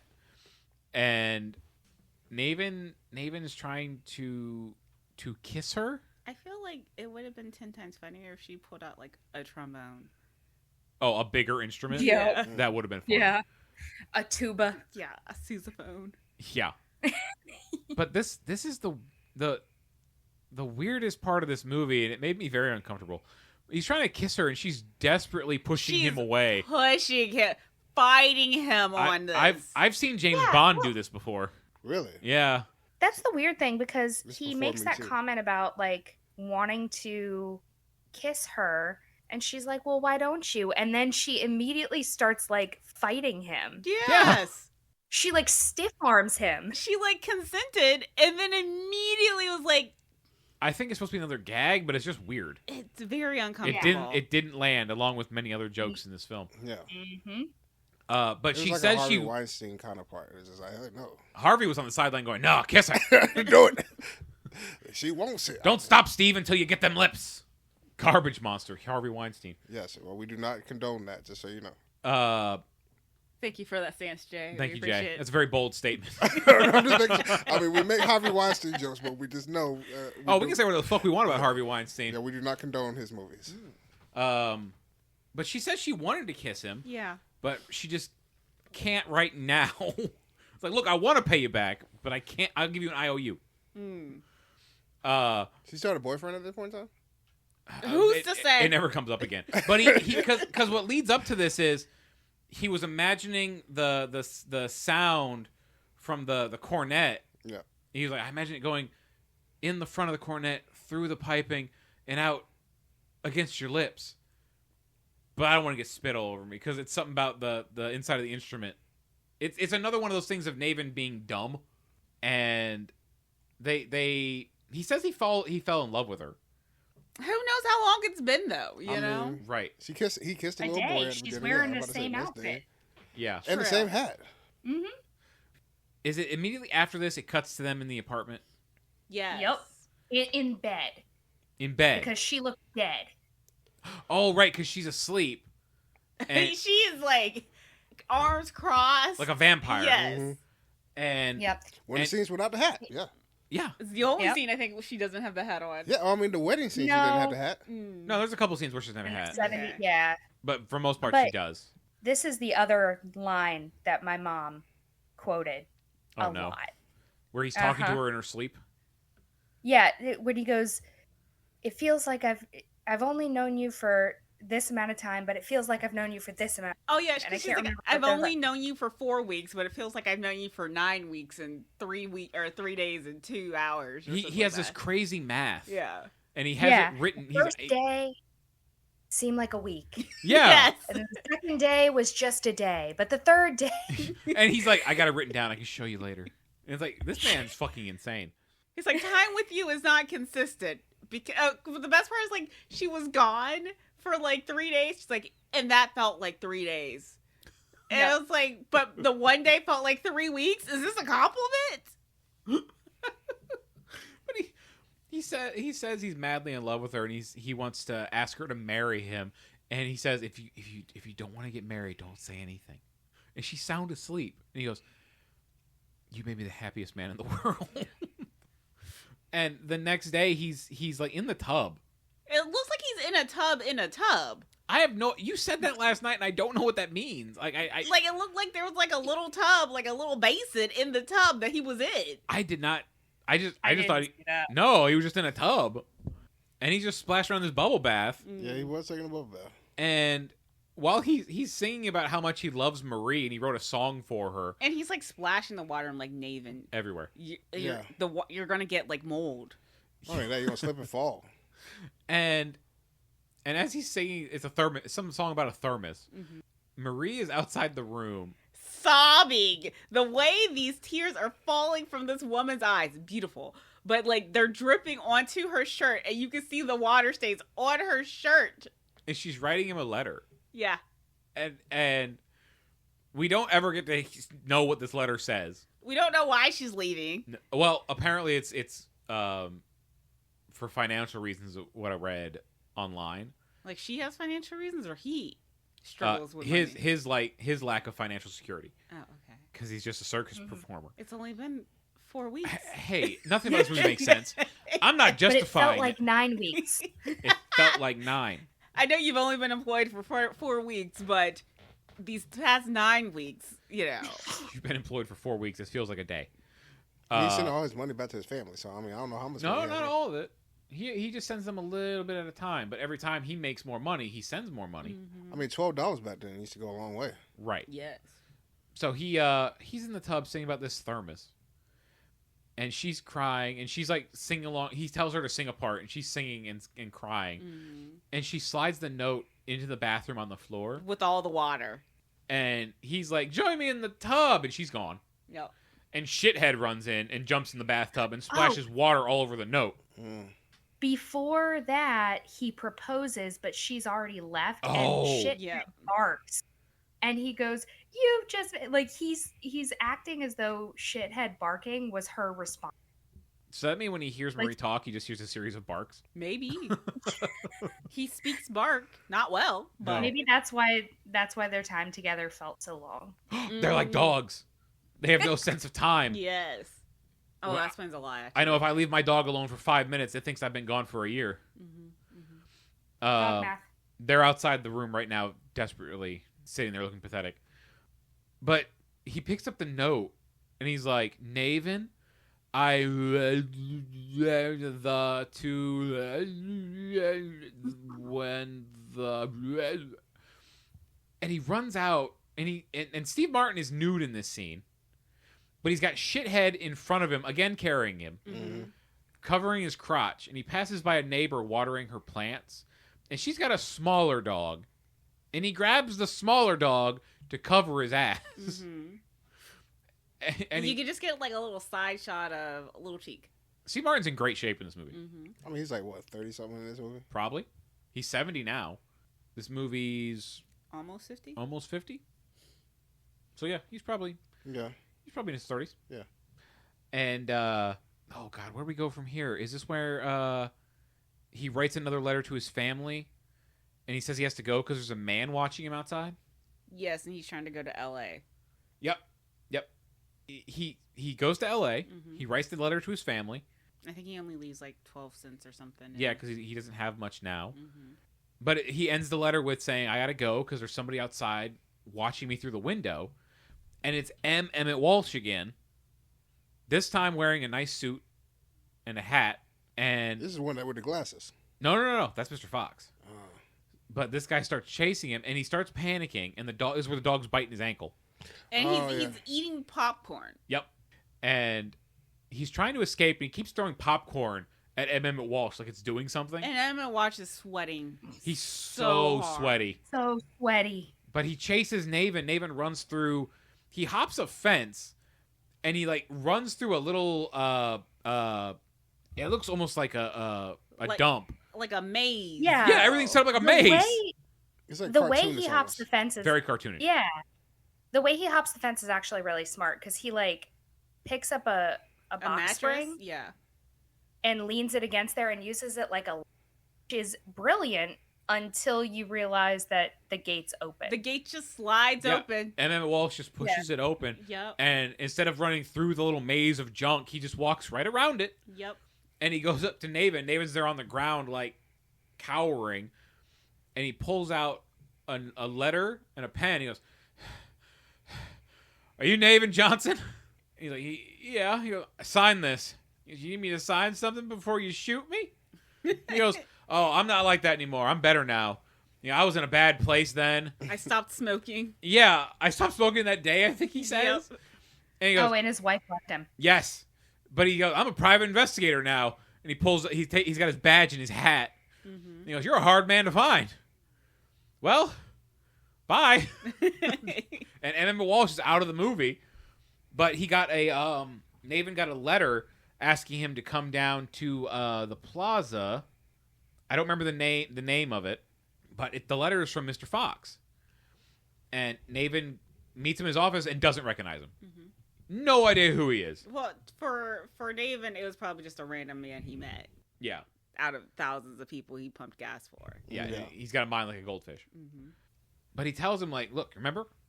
You put the little arm on the glasses." And Naven calls it something else. Mm-hmm. But they call it the OptiGrab. Yes, which is a terrible name. Yeah. But he says, "Look, you grab it right there, you take it off your face. It doesn't mess up the arms, the frames." It has the same naming convention as, like, Scrub Daddy, you know? Or OxyClean. Sham Wow. Yeah. Like, it's just a shitty name. Like, this is definitely an as seen on TV product. Where's Billy Mays, man? R.I.P. Yeah. Oh, we got the OptiGrab. You tired of bending your frames? Do you have this problem? But he told him, he goes, "Look, I promised you 50-50. Here's your 50, 250. Mm-hmm. Which is like $200,000 back in the day. No. It's $250,000 for real, which in today's money is $1.1 million. Jesus. Yeah. So Honestly, I would be happy with $250,000 just on its own, though. Yeah. Yes. the bank scene. Which is right after that. Oh, did we talk about the letter he sent to his family before he ran away from the private investigator? Because he basically sent a letter to his family saying he was going through some hard times and he was eating at the hospital. Oh, every time Oh, during his yeah. blood. Oh, my God. I forgot about that. Well, one, we'll talk about the letter in a second, but I love the fact that, like, his mom is now wearing glasses to show that time has passed, like that one John Mulaney sketch. Oh, yeah.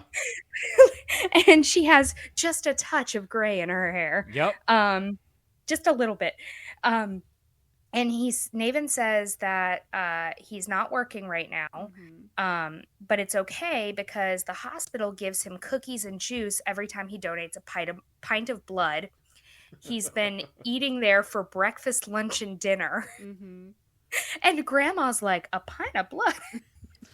The best... And then he says, "I decided to quit when I cut myself shaving and nothing came out but air." Yeah. Oh, wow. I forgot about that. Oh, Sorry, we can go back to the bank. No, No, that was funny. great. I'm really glad you remembered that. That line was too good not to talk about. Because when he says he's eating there 3 times a day, like his mom and dad look at each other like, three times a day? 3? A pint of blood. Cookies and juice? He's at the bank depositing this check, and the guy's like, "Okay, Mr. Johnson, well, you need to do a because he sees how much Naven never opened the check. No. He gives it to this bank manager, and when the bank manager opens it, we as the audience see for the first time it's $250,000. Which makes the line after when Naven says, "I guess we'll deposit 200 and I'll take 50 in cash." He calls them donuts. Yeah. Yeah, and the bank manager's like, "You want 50 in cash?" And he's like, "Well, I need you to fill out this receipt. I need 2 forms of identification." And he says, "Here's my my temporary driver's license." Yes. And he goes, "And here's my astronaut application that I failed at. I didn't get the job. I got the date of birth wrong. And the bank manager is telling him, you need to fill this out. And he goes, I need to fill that out. And he goes, you need to do this. And he goes, I need to do that. And he goes, you need to write down the amount on this cashier or the deposit slip. Deposit slip. And he goes, 250,000. And then I think the next scene is where he's got the ridiculous outfit on. Yes. Yep. The wait. longest feather in the world. Before that, his head. I don't know if this happened. Yes. His head spins all the way around, and it is horrifying. It's like, what was that trend? Like, I don't understand why it kept happening in movies where they would just drop something that was just literal nightmare fuel the middle of the rest of the movie. But the way they do it is so good, because it's just Steve Martin turning his head. The camera cuts to behind him. His head keeps on spinning, and then it cuts back to the front. It's not like in The Exorcist where they did it in one take. Yeah. Because it was a doll.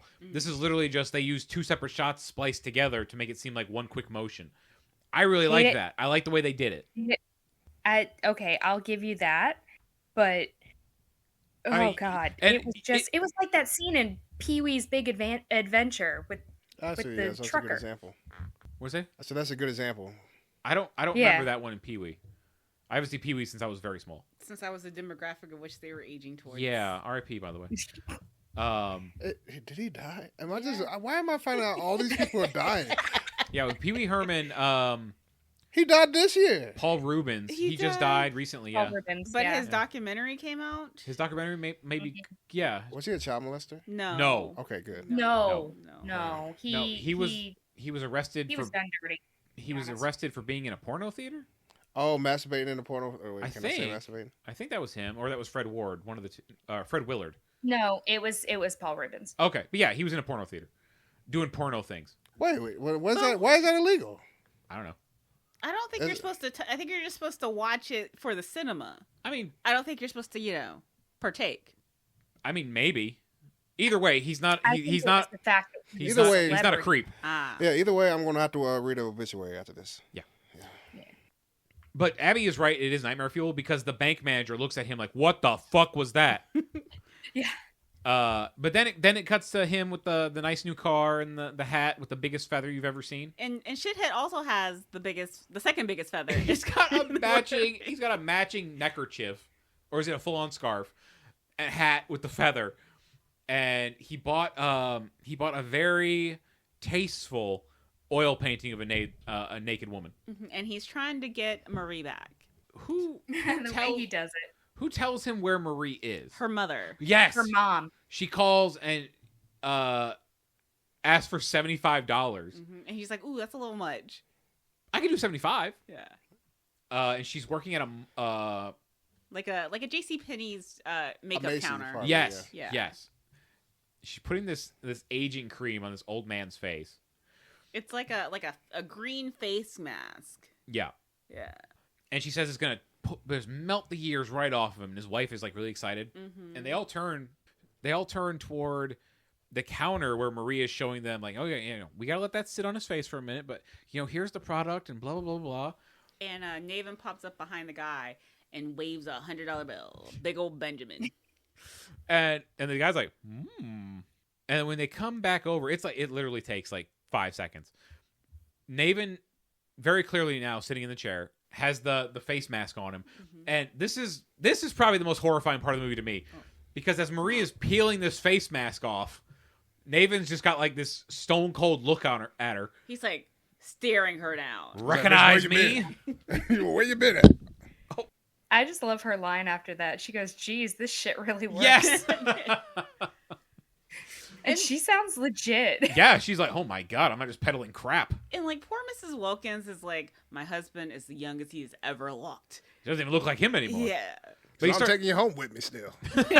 But she and Marie kiss, and she starts smacking him because she still thinks it's her husband. Yeah. I think then do we get their wedding scene? Yes. This is the point, listeners, where we realize, oh, there's no plot to this movie. There was like no we've plot. exceeded everything. This movie isn't their life isn't fast forward. Yeah. Arguably one of the best parts of the movie, though. Describe it. You remember it? All right, so I remember it cuts to it. It cuts to the wedding scene, right? Mhm. And then it shows the white family, and then it shows the black side of the family in the movie. And the black side of the family was probably one of the best parts because it kind of reminds me of like the Beverly Hillbillies coming to like the LA. The grandma gets it's just like, I'll be honest with you, that's what kind of like the wedding is like. It's just it's a good move. It's a good part because it was just so funny and random. It's just like how, because I guess No, the family wasn't there. They didn't have time to invite the family because they were why like, were but there we black? had. They were like, we I had. don't remember. Yeah. They were like, we had a traditional, a religious thing, and I think the religion was like African tribalism. So I don't remember seeing anyone there at the wedding except for Yeah. them and the random man who steps in front of them yeah, doing a performance. that's what I thought it was. I thought it was like his brother or something. No, it was just Oh some my random God. guy. Oh, You this is watched what- No, this 'cause movie he 3 said- times, and that's what you extrapolated? Listen, I was on the phone. I was like, yo, my sister got me watching this badass movie. I don't know why I'm watching this. I gotta go do a podcast about this. You're welcome. And it's just like, is the movie good? I was like, no. Yeah. Spoiler. But yeah, so they're married now, and they say something about the money kept rolling in, Mm-hmm. more and more money Yeah. from the Opti grab. Yep, and he keeps sending portions of that money to the family. Yep, always taking care of his family. Yep. Yeah. And he goes, "We're still in our little apartment, Mm-hmm. but we've hired a live-in maid and butler." Yes. I And thought they were in a mansion. Not yet. Not yet. And the butler and the maid are like, so maybe with all this money, you can buy a bigger establishment. Yes. Wait, is this the first time they said the N word? No. No. That comes at an hour and 15 minutes into the movie. Yeah, See, yeah, yes. I Abby remember knows, that part. Abby knows when Edwards are dropped. Yeah, She that's can when sense it. that's Yeah, when they were because- that's when he was fighting. Rob and I were like, what the fuck just happened? We were so close. So close. It threw, you know, The we'll- movie's No, like yeah, an yeah, hour yeah, and a yeah. half. they get the mansion. They get the mansion. And 70s dream. yes. But it's another narration of a letter. Naven is saying, "Mom, do you remember when I said I wanted that room with the pink walls and the zebra shag? Well, I got it. And Mom, do you remember when I said I wanted a room just to play pool in? Well, I got it. Well, Mom, do you remember when I said I wanted..." And it's just, he's describing every aspect of this house, but it's the same exact way he describes it. I think it would have been funnier if he was like, you remember when I asked for the room with the stuffed camel and that office with the orange and white stripes and the pool with the Grecian columns? Neither do I, but I have those things. That would have been way funnier. But him and Marie are now living in this house, and he's got this. He's always wearing a lot of necklaces now, Mhm. a lot of gold jewelry. Yes. Mm-hmm. I said at one point he looks like Mr. T. Yes. All these gold chains around his Because neck. he has his blouse open up. I was like, Yeah. Is this where we get the The execution of the maid. Yes. oh snap. They're talking about the maid did some kind of tax fraud. Mm-hmm. Is this a No, shame? I don't even. Huh? That wasn't. It was. She pulled from her retirement. She to pulled work. from her retirement, And the penalty was a little steep. and she firing. yeah, in the backyard with like 5 people, and the butler is watching from the window. Sad. The butler's name was Pennyworth. Hobart. I forget his wife's name, unfortunately. Hobart's wife. Yeah, Mm-hmm. but Hold the door. Wow. it's Hodor. But they execute her, and they're in the office. She's getting shot right outside of their office, Mm-hmm. and Hobart is watching. She's like, well, anyway. He's like, sir, there's someone here to see you. Because like, oh, I'm sorry. I know it's a little early, Hobart, but are you okay? He goes, well, sir, they say time heals all wounds. It's so Can't casual. mourn Yeah. forever. You can't. To be honest with you, it only gets worse and worse after this. I'm not gonna lie. Yeah. There's only like 15 minutes left in the movie at this point. Yeah, they're just like, hey, we got to drop the N word 3 times now. Let's hurry up. We gotta get this thing in there. We gotta earn this R rating. Was it rated R? It was rated fucking R. Wow. And I think that's what made It it didn't the see no R. titties or nothing. The paintings. Oh, Oh. yeah. There were a lot of titties in the paintings. And it was kind of racist. I'm not gonna lie. Kinda.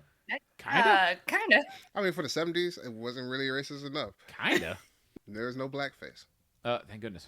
But yeah, so then it cuts to or it doesn't cut, but it's like Hobart's like, hey, there is a there's someone here to see you, and he like I think the guy's like to take money from you or something like that, and Charity. Yeah, and he's like, nah, send him away. He's like, no, they want you to give to charity. Because he says, I have so much. I don't need someone to donate to me. Yeah. Like, no, sir, they want you to donate. He goes, oh yeah, send him in. Yeah, remember, this is only $250,000 now. He's probably already Well, he's spent still most of it. getting more. He's getting He money getting more? constantly. He's got millions of dollars. Mm-hmm. Oh, snap. Yeah. And so then, Becomes important later. so this priest man's like, hey, this is what we got going on. Give me money. And Steve Martin's like, okay. But what they have going on, Mm-hmm. he brings him a film, and he says, sir, this is one of the most deplorable things that Oh, I happens forgot in about my the film. country. It's awful. We need to stop it. And I thought it was going to be like cockfighting. Yeah. Because Yeah. the everyone in the video is, it seems like the film is in Mexico. Yeah, it's like a sepia or colored film. It's not cockfighting. No, it's actually even worse. It's Steve Martin and with like this really thick black mustache and a sombrero. They covered him in shoe. No, he's not wearing a sombrero, but he's got like He's not shoe wearing- polish in his hair. His hair is jet black. Yes. Like the Three Amigos? Like he was Yeah. Three Caballeros, yes. And this is It's a wig. this is Steve Martin in a dual role in this film. And he pulls out these tiny kittens. Uh-huh. And I'm like, oh, it's not a cockfight, it's a pussy fight. It's not. I was like, oh, that's the joke. No, it's worse than that. It's Steve Martin juggling the kitten. And Naven goes, I've heard of this cat juggling. And can I tell you, he has a name for this cat juggling character. Does he? Yes, this character has a name. Is it worse? It's Pig Eye Jackson. Jesus. That's not even Mexican at all. He's juggling these kittens though, and he drops one, it smacks on the table. Oh, wow. Yeah, it's pretty fucking heinous. And Hopefully it wasn't real cats. no, they were real kittens when he brings them out of the box, but when he's actually juggling them, They're stuff. they look like little stuffed animals. Okay. But it's like two little black kittens and a white cat, and he's just throwing them around. I just like when he brought out the kids, I was like, okay, all right, that's going to be the joke, and that was not the joke. And I'm like, the joke was so obvious. It only gets worse from here. I'm just telling you. I was like, the joke. This was is like so at this point, obvious. I'm just fighting. I'm just like, please. We're so close to the end. I'm just like, this movie is so stupid. Well, after the priest comes about the cat juggling. Yes, because then Naven's committed to giving away money. Yes. Oh wait, no. Before at some point here, is it where Maria's getting her knife throwing lessons? Yes. That comes later. Oh, Okay. Well, Yeah. Naven is walking around his pool with some gentlemen, Mm-hmm. Mm-hmm. and they're talking about doing a business deal, Mm-hmm. and they're giving him all this business lingo jargon, and They're Naven. talking about buying up apartments, and it's very obvious that they're basically going to make him a slumlord. Yes, but Naven doesn't understand everything they're saying, which is bad stuff. He just goes, "Oh yes, yes, yes, expensive, good." And this is where it happens. They're talking about keeping the prices good by making sure a certain group of people can't live there. Mm-hmm. And for the sake of this, we're gonna say Fig Newton. Well, Okay. Shout So- out to Ralphie May. great. I do not know who Ralphie May is. He was a comedian. Huge. He had a whole bit about taking the power Talking about away Bruce from Bruce? No. No. Oh. Hold on. But he had a whole bit about taking power away from these words, Yeah. and he used Fig Newton as an example. But what they Yeah. say is, we're going to keep all the Fig Newtons out. This is And- when Well, they jump him. before that, Oh, they that's called them Ralphie May. eggplants. Oh, they did use the word eggplants. And he's like, I don't know what you're What? talking about. What? And Rob and I looked at each other and we're like, are they talking about gay people? Like, Well, is that a weird way of saying fruit? I don't know. Oh, you know what? And then there's a certain stereotype around black men. Yeah. So maybe. Mm-hmm. But either way, eggplant's a weird thing to call a group of people. Yes. Mm-hmm. But they're like, yeah, we're going to keep the Fig Newtons out. And Naven's like, what? And the one guy goes, we're going to keep the Fig Newtons out. And Naven goes, sir, I am a Fig Newton. Yeah. And he beats their fucking asses. Mm-hmm. And that's literally probably one of the funniest part. This is when it starts getting interesting. But only for like 2 seconds, because it happens. The first time it happens, like, I'm sorry, what? Yeah, because I was like, did he say that? I had to pause it and rewind it. I was like, oh. The whole time this movie was going on, I was like, oh, we're not getting the low picking fruit here. And then this scene fucking happened, and I was like, of course, it would be a bunch of Italian guys in the 70s. But literally, it's like Scarface. They're walking around the pool, and they're just like having these talks. Right. And one of these guys, the boss, the big one, was in a previous episode we did. What movie? That is fucking... hold on, let me find his real name.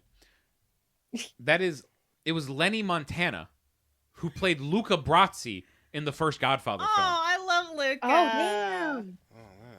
And he's... If not baby, why baby shaped? If not racist, why racist speech? And he kicks their asses. Then the last guy remaining is just standing there like with his hands on his hips. Yep. He's like, "The fuck are you gonna do to me?"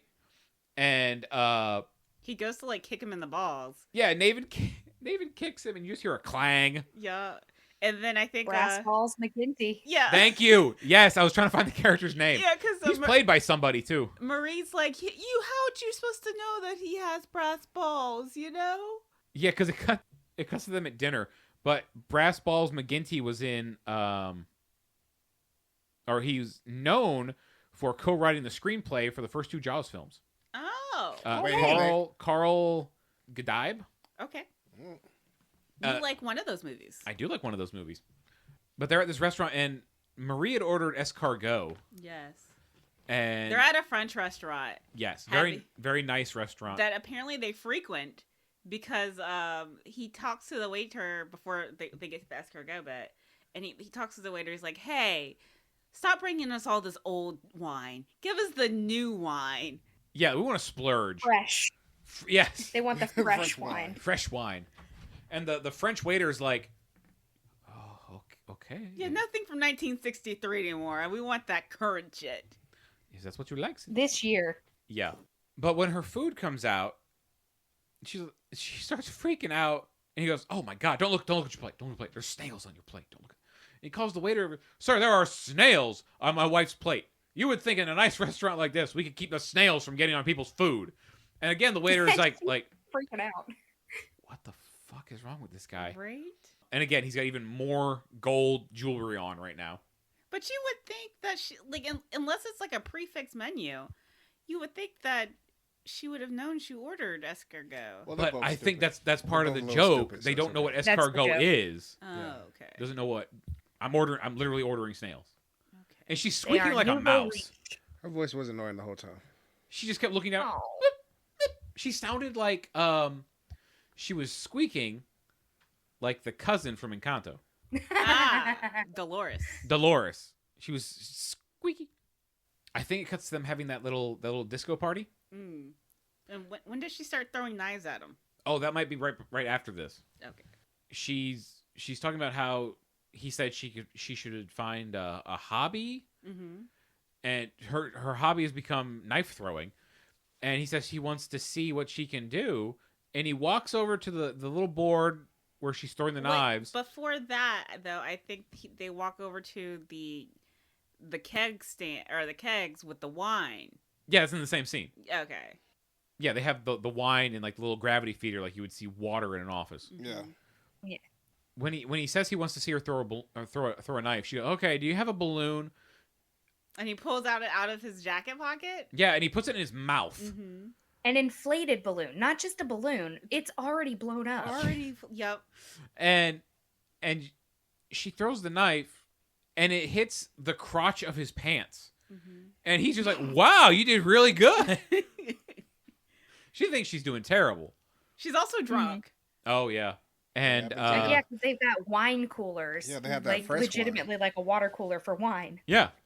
Then it goes to the little disco party. Yep. And they're talking about how Naven did an interview, and it's supposed to be on the news. Mm-hmm.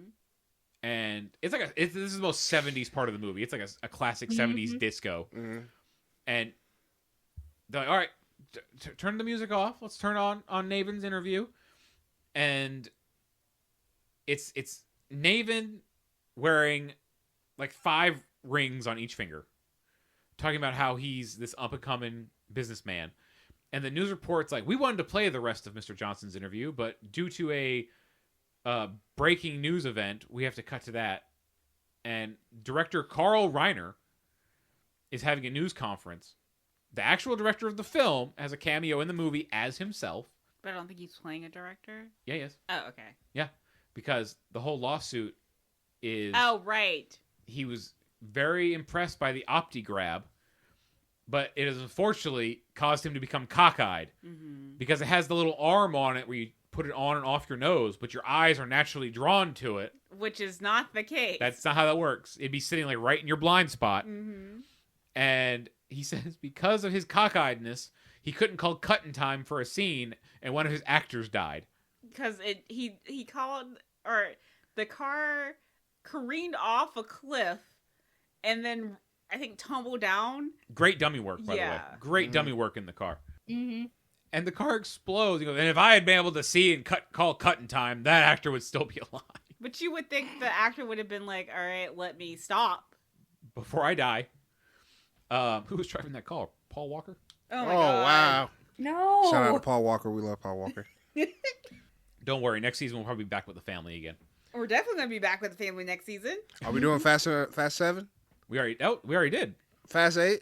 We already did. Fast doing 10? did it. 9. All right, no, I'm good. And then eventually we'll probably have to go work our way backward. Hobbs and Shaw? That would be... Eventually. Okay. That's So stay tuned. Wait. between 8 and 9. It's Fast 7 is when they were doing it in Dubai and they were like driving to the building, cars to the building. That's a good episode. You should listen to that one. That's like our 7th episode, maybe? Yeah. Hey, man, I just learned a whole bunch of people died, man. I'm learning everything today. Well, you didn't know Paul Walker was dead. This though. is an educational podcast. Hey, man, I'm going to read an obituary dictionary. I don't know. The obituary dictionary. So the Carl Reiner has said they're filing a class action lawsuit against Maven. And he's like, don't worry about it. There's no way they're going to win this. We're good. We got plenty of money. And we cut to the courtroom, and the judge, who is also cockeyed. Mm-hmm. Which he shouldn't have been the judge presiding over this, because there's a bias already sitting on this with that. Right. So same with the jury. Yep. The guy who would...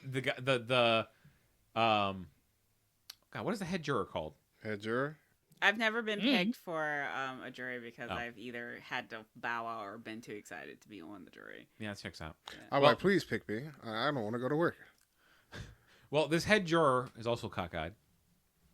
And they announced that they find Naven guilty, and they are awarding the entire sum of the lawsuit, which is $10.1 million. And it's also 10 million people have been affected by this. Yep. Should everybody get $1? $1.19. I think it's $1.09. Yeah. Because when we cut to Naven, he's in his office, and movers are taking shit out, and he's got a mountain of checkbooks in front of him, and he's just, so and so is awarded $1.09, and he haphazardly puts it in an envelope. It's like sticking to his fingers. And it's sticking out of the envelope. Yep. Mm-hmm. He starts drinking at the trial, like heavily. Oh, yes. You're right, because there's a whole running gag about having the little umbrellas in his wine. Yeah, he pulls one out of his briefcase. Yes, I forgot about that. Yeah, I missed it. Yep. When he gets convicted, he pulls a little tiny wine with an umbrella in it, and Marie is in there, and she's wearing her dress that she was wearing on their first date. Mm-hmm. And he's like, "Why are you wearing that old dress? We have new dresses." And she's like, I wanted to be the person I was when I met you, or something like that. Yeah, she misses the Naven before the money. Mm-hmm.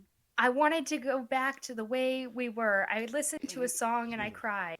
And I looked at Rob and I went, please tell me the song was The Way We Were. And she was like, it was called The Way We Were. Yes. Awesome. Great joke. It made me miss the way we were. Oh, because he asked her what the song was called, didn't he? Yeah. And it was The called Way We Were. So stupid. But he says something about, we're gonna bounce back from this. I don't need anything. And this is one of those jokes in the movie that went on for too long. Yes. This is the other one. This is the last line from this movie that my mother quoted. Oh my God, you poor child. Yep. Because, listener, there's a rule of 3 in comedy. It's kind of like set up, through line, punchline. This joke takes that literally for a fucking walk.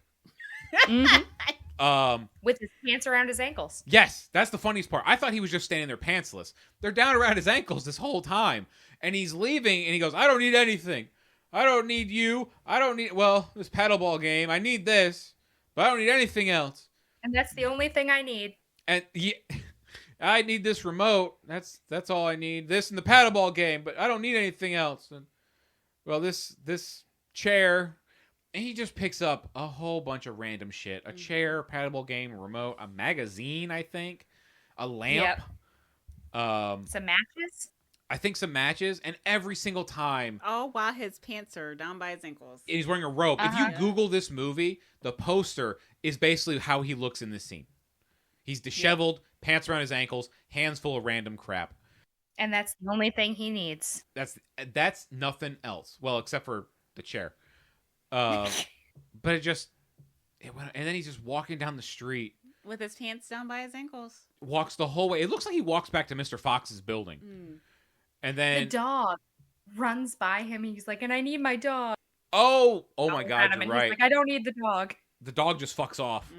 The dog growls at him, I believe. Like Abby just said, I guess I don't need my dog. And then he's got all this stuff. And earlier in the movie, we mentioned he was writing that song for Marie about a thermos. And this homeless lady walks by carrying a thermos. And she goes around a corner and he follows her and he drops his wallet. Because the thermos is like the same exact thermos that he described in the song. He described it as being like red and white striped and vinyl. And so for her to walk by after he's just a moment of with the thermos, he's like, I need that. That's the only thing I need. That's the real only thing I need. Yeah.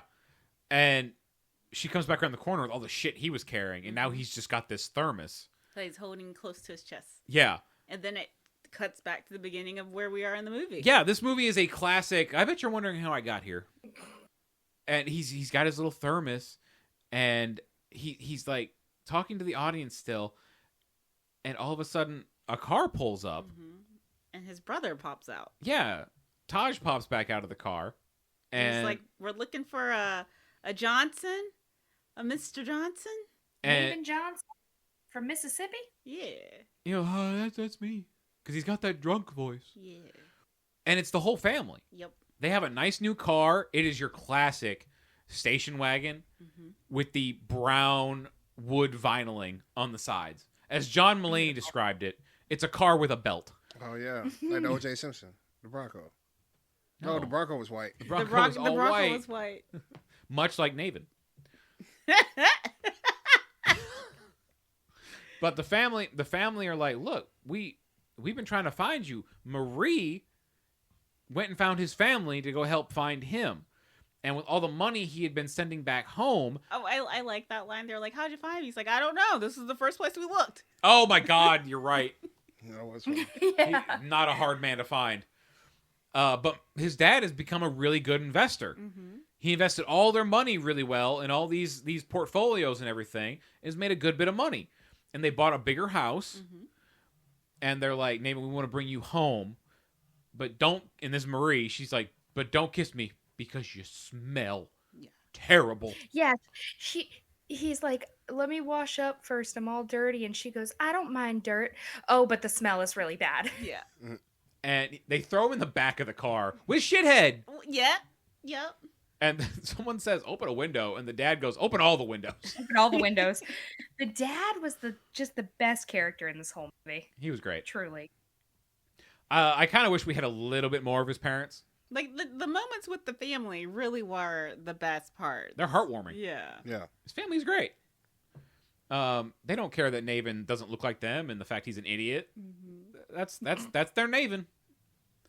But they go back home and we see that it's like a dissolve. We have the shot of their old house.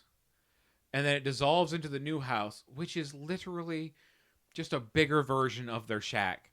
They all don't have to sleep in the same bedroom anymore. That's probably. true, but it doesn't even look like a house that's safe to live in. It's just a bigger version of what they had. But also forgot to mention at the very beginning with the house, they're rocking that tin roof. Oh yeah, My granddaddy loves a tin roof. I mean, pushes to sleep when it's raining. He would and he would say that every single time. I saw it and I thought about you guys because Erica's told me how much your grandpa liked tin roofs. He loves a tin roof. But now the whole family is wearing very new clothing. They're all wearing white. Little weird. It's not tight, so I think it. I don't know if it was an ode to it, but it gives the homage of Southern Gothic apparel. It made me think of church. Yes. the Easter Sunday outfit. Yeah. So we're back at the house. The family, they're all wearing fresh, clean clothes, and music is playing, and Maria's with them. And Naven has found the beat. Naven has found his rhythm. He's hitting the beats correctly now with the family. The one to and be the honest, three. they all were. Yeah. Oh, forgot to mention when they first pull up and he's on the street.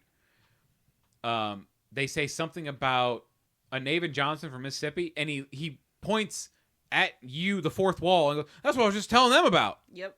But that's how our movie comes to a close with Naven back with his family, which is the real joy in his life. Yes. And he's got a wife that's with them now. And my favorite part of the movie happens here. The credits fucking rolled. That was also my favorite part of the movie. Yeah. Best part of the movie. All right. So go around real quick, and we're going to get everyone's final thoughts. And we're going to find out if we would have regretted seeing this in the theater if we saw it today. And because Jay is our special guest, I'm going to let him go first. What I thought about the movie was it was extremely boring. Also, it was bits and points in time where it was hard to follow because it was just like I was looking at my phone because I was just so bored of it. And then also it's just like when I cut to it, it just wasn't making any sense. Like it was almost like the plot line was just like, how bad can we make this movie? That was the whole point of the movie. I mean, I just like it had points in time to where it could have been so much better, but they just cut to another scene without going forward to it, without going on with it. Like nothing really pays off. Yeah, like each scene, like the circus scene, it kind of just didn't really transition well. No, there are no like transitions. Yeah, really. I mean, it just we're jumping from one thing to another. Mm-hmm. Yeah, and it's just like, okay, well, all right, well, thanks for getting my hopes up about like where we're actually going with it. I mean, it could have been a 2-hour movie. It probably would have been really funny. It probably would have been a really good movie. No, let's not make this movie longer. Okay, I mean, hey, I'm gonna have to veto that. I'm giving it to a benefit of the doubt. I'm trying to give it some benefit of the doubt. But it's I don't mean to interrupt you, but it's like everything that Naven does in this movie, it's like he stumbles ass backward into that situation. Yeah. Nothing going forward for him is intentional. It's just happenstance. Mm-hmm. And I mean, to be honest with you, it laughs. Like it has the point where like ha ha. But it was just like I was not busting out laughing in this. It was just like, oh, that was cheeky. Oh, that was just pretty. That was pretty funny. Oh, it's like Dumb and Dumber almost. Like. But that was a better movie. Yes. I haven't seen that one since I was very young. Yeah, really? It's been a very long time since I've seen Dumb and Dumber. The first one was hilarious. I remember they kill Mike Starr in that movie with the pills. He's like having a heart attack and they give him poison. The mob guy. I think so. But either. Yeah, this is no Weekend at Bernie's or nothing, but which was also a horrible movie, but we're not talking about that. But so, yeah, I would not definitely go see it in theaters. If I did go see it in theaters, I would fall asleep, and hopefully it was like a matinee. So you're not out too much money. Big regrets coming from Jay. Yes. Yeah. Yes, I'm mad that my first time on here, y'all made me watch that movie. We'll have you on for a better movie. I really wish, like, I thought, like, oh, y'all did the Fast and Furious? Oh, Jay, we're watching The Jerk. We'll pick you for something better. Abby, what'd you think? So, like I said, my mom loves this movie and has been trying to get me to watch it for years. And I am very glad that this is my first time watching it. So you never have to see it again. Because I didn't want her. I will tell her how I felt, but I am so glad she was not seeing my reactions in real time. She's gonna disown you. No, I don't think it's that. I don't think I think she'd be a little disappointed. I think she's going disappointed when she hears how I feel. But there's a part of me that wants to say this was a movie of its time, but I don't think it was that either. No, Just what it was. I also agree. I don't think this was Yeah, a I movie could of its imagine time. the trailer for it, like in a TV trailer, like watching it in a commercial of it. Go see The Jerk. The trailer for this movie No. is wild. If you go look it up, it's insane. I gotta watch that next. But I would have regretted seeing it in theaters. And I am so mad that I can imagine what theaters cost, like what it cost to see this movie in the 70s, and I know I paid it 3 times that What, $3.75 to see it. I'm so frustrated with this movie. I cannot wait for you to tell your mom about this. Okay, Erica, what'd you think about The Jerk? This was a letdown. I had high hopes for it just because I had seen the trailer, and the trailer is does not give on what it promises. That's to say the least. But I like the people in it. I like Steve Martin, not in this, but I like Steve Martin. You know, I love Bernadette Peters because I love that Roger and Hammerstein Cinderella. Like, top 10 movie Really for good, me. yes. I love the cast, but this movie was not it. I genuinely feel Gene Wilder, Richard Pryor, better movie. I don't know what Richard Pryor is going to be doing in it, but better movie. Just not good. I would have definitely regretted seeing this in theaters. Chances are I wouldn't have paid, so not my loss on the money, but Fair enough. You would have just snuck in and been like, "Hey, No, Adam would have paid.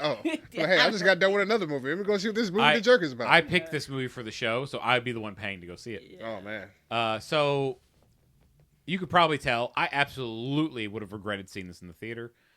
I can't really say much more than what you guys have said.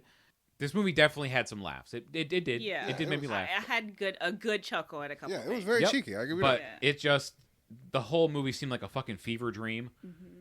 There was no through line except for this kind of dim-witted guy stumbling backwards into all these weird situations. Yeah.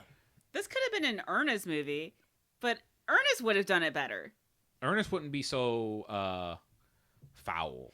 So if we had gone to see this movie in 1979, Watch it be for like $1. Would we be in the same theater?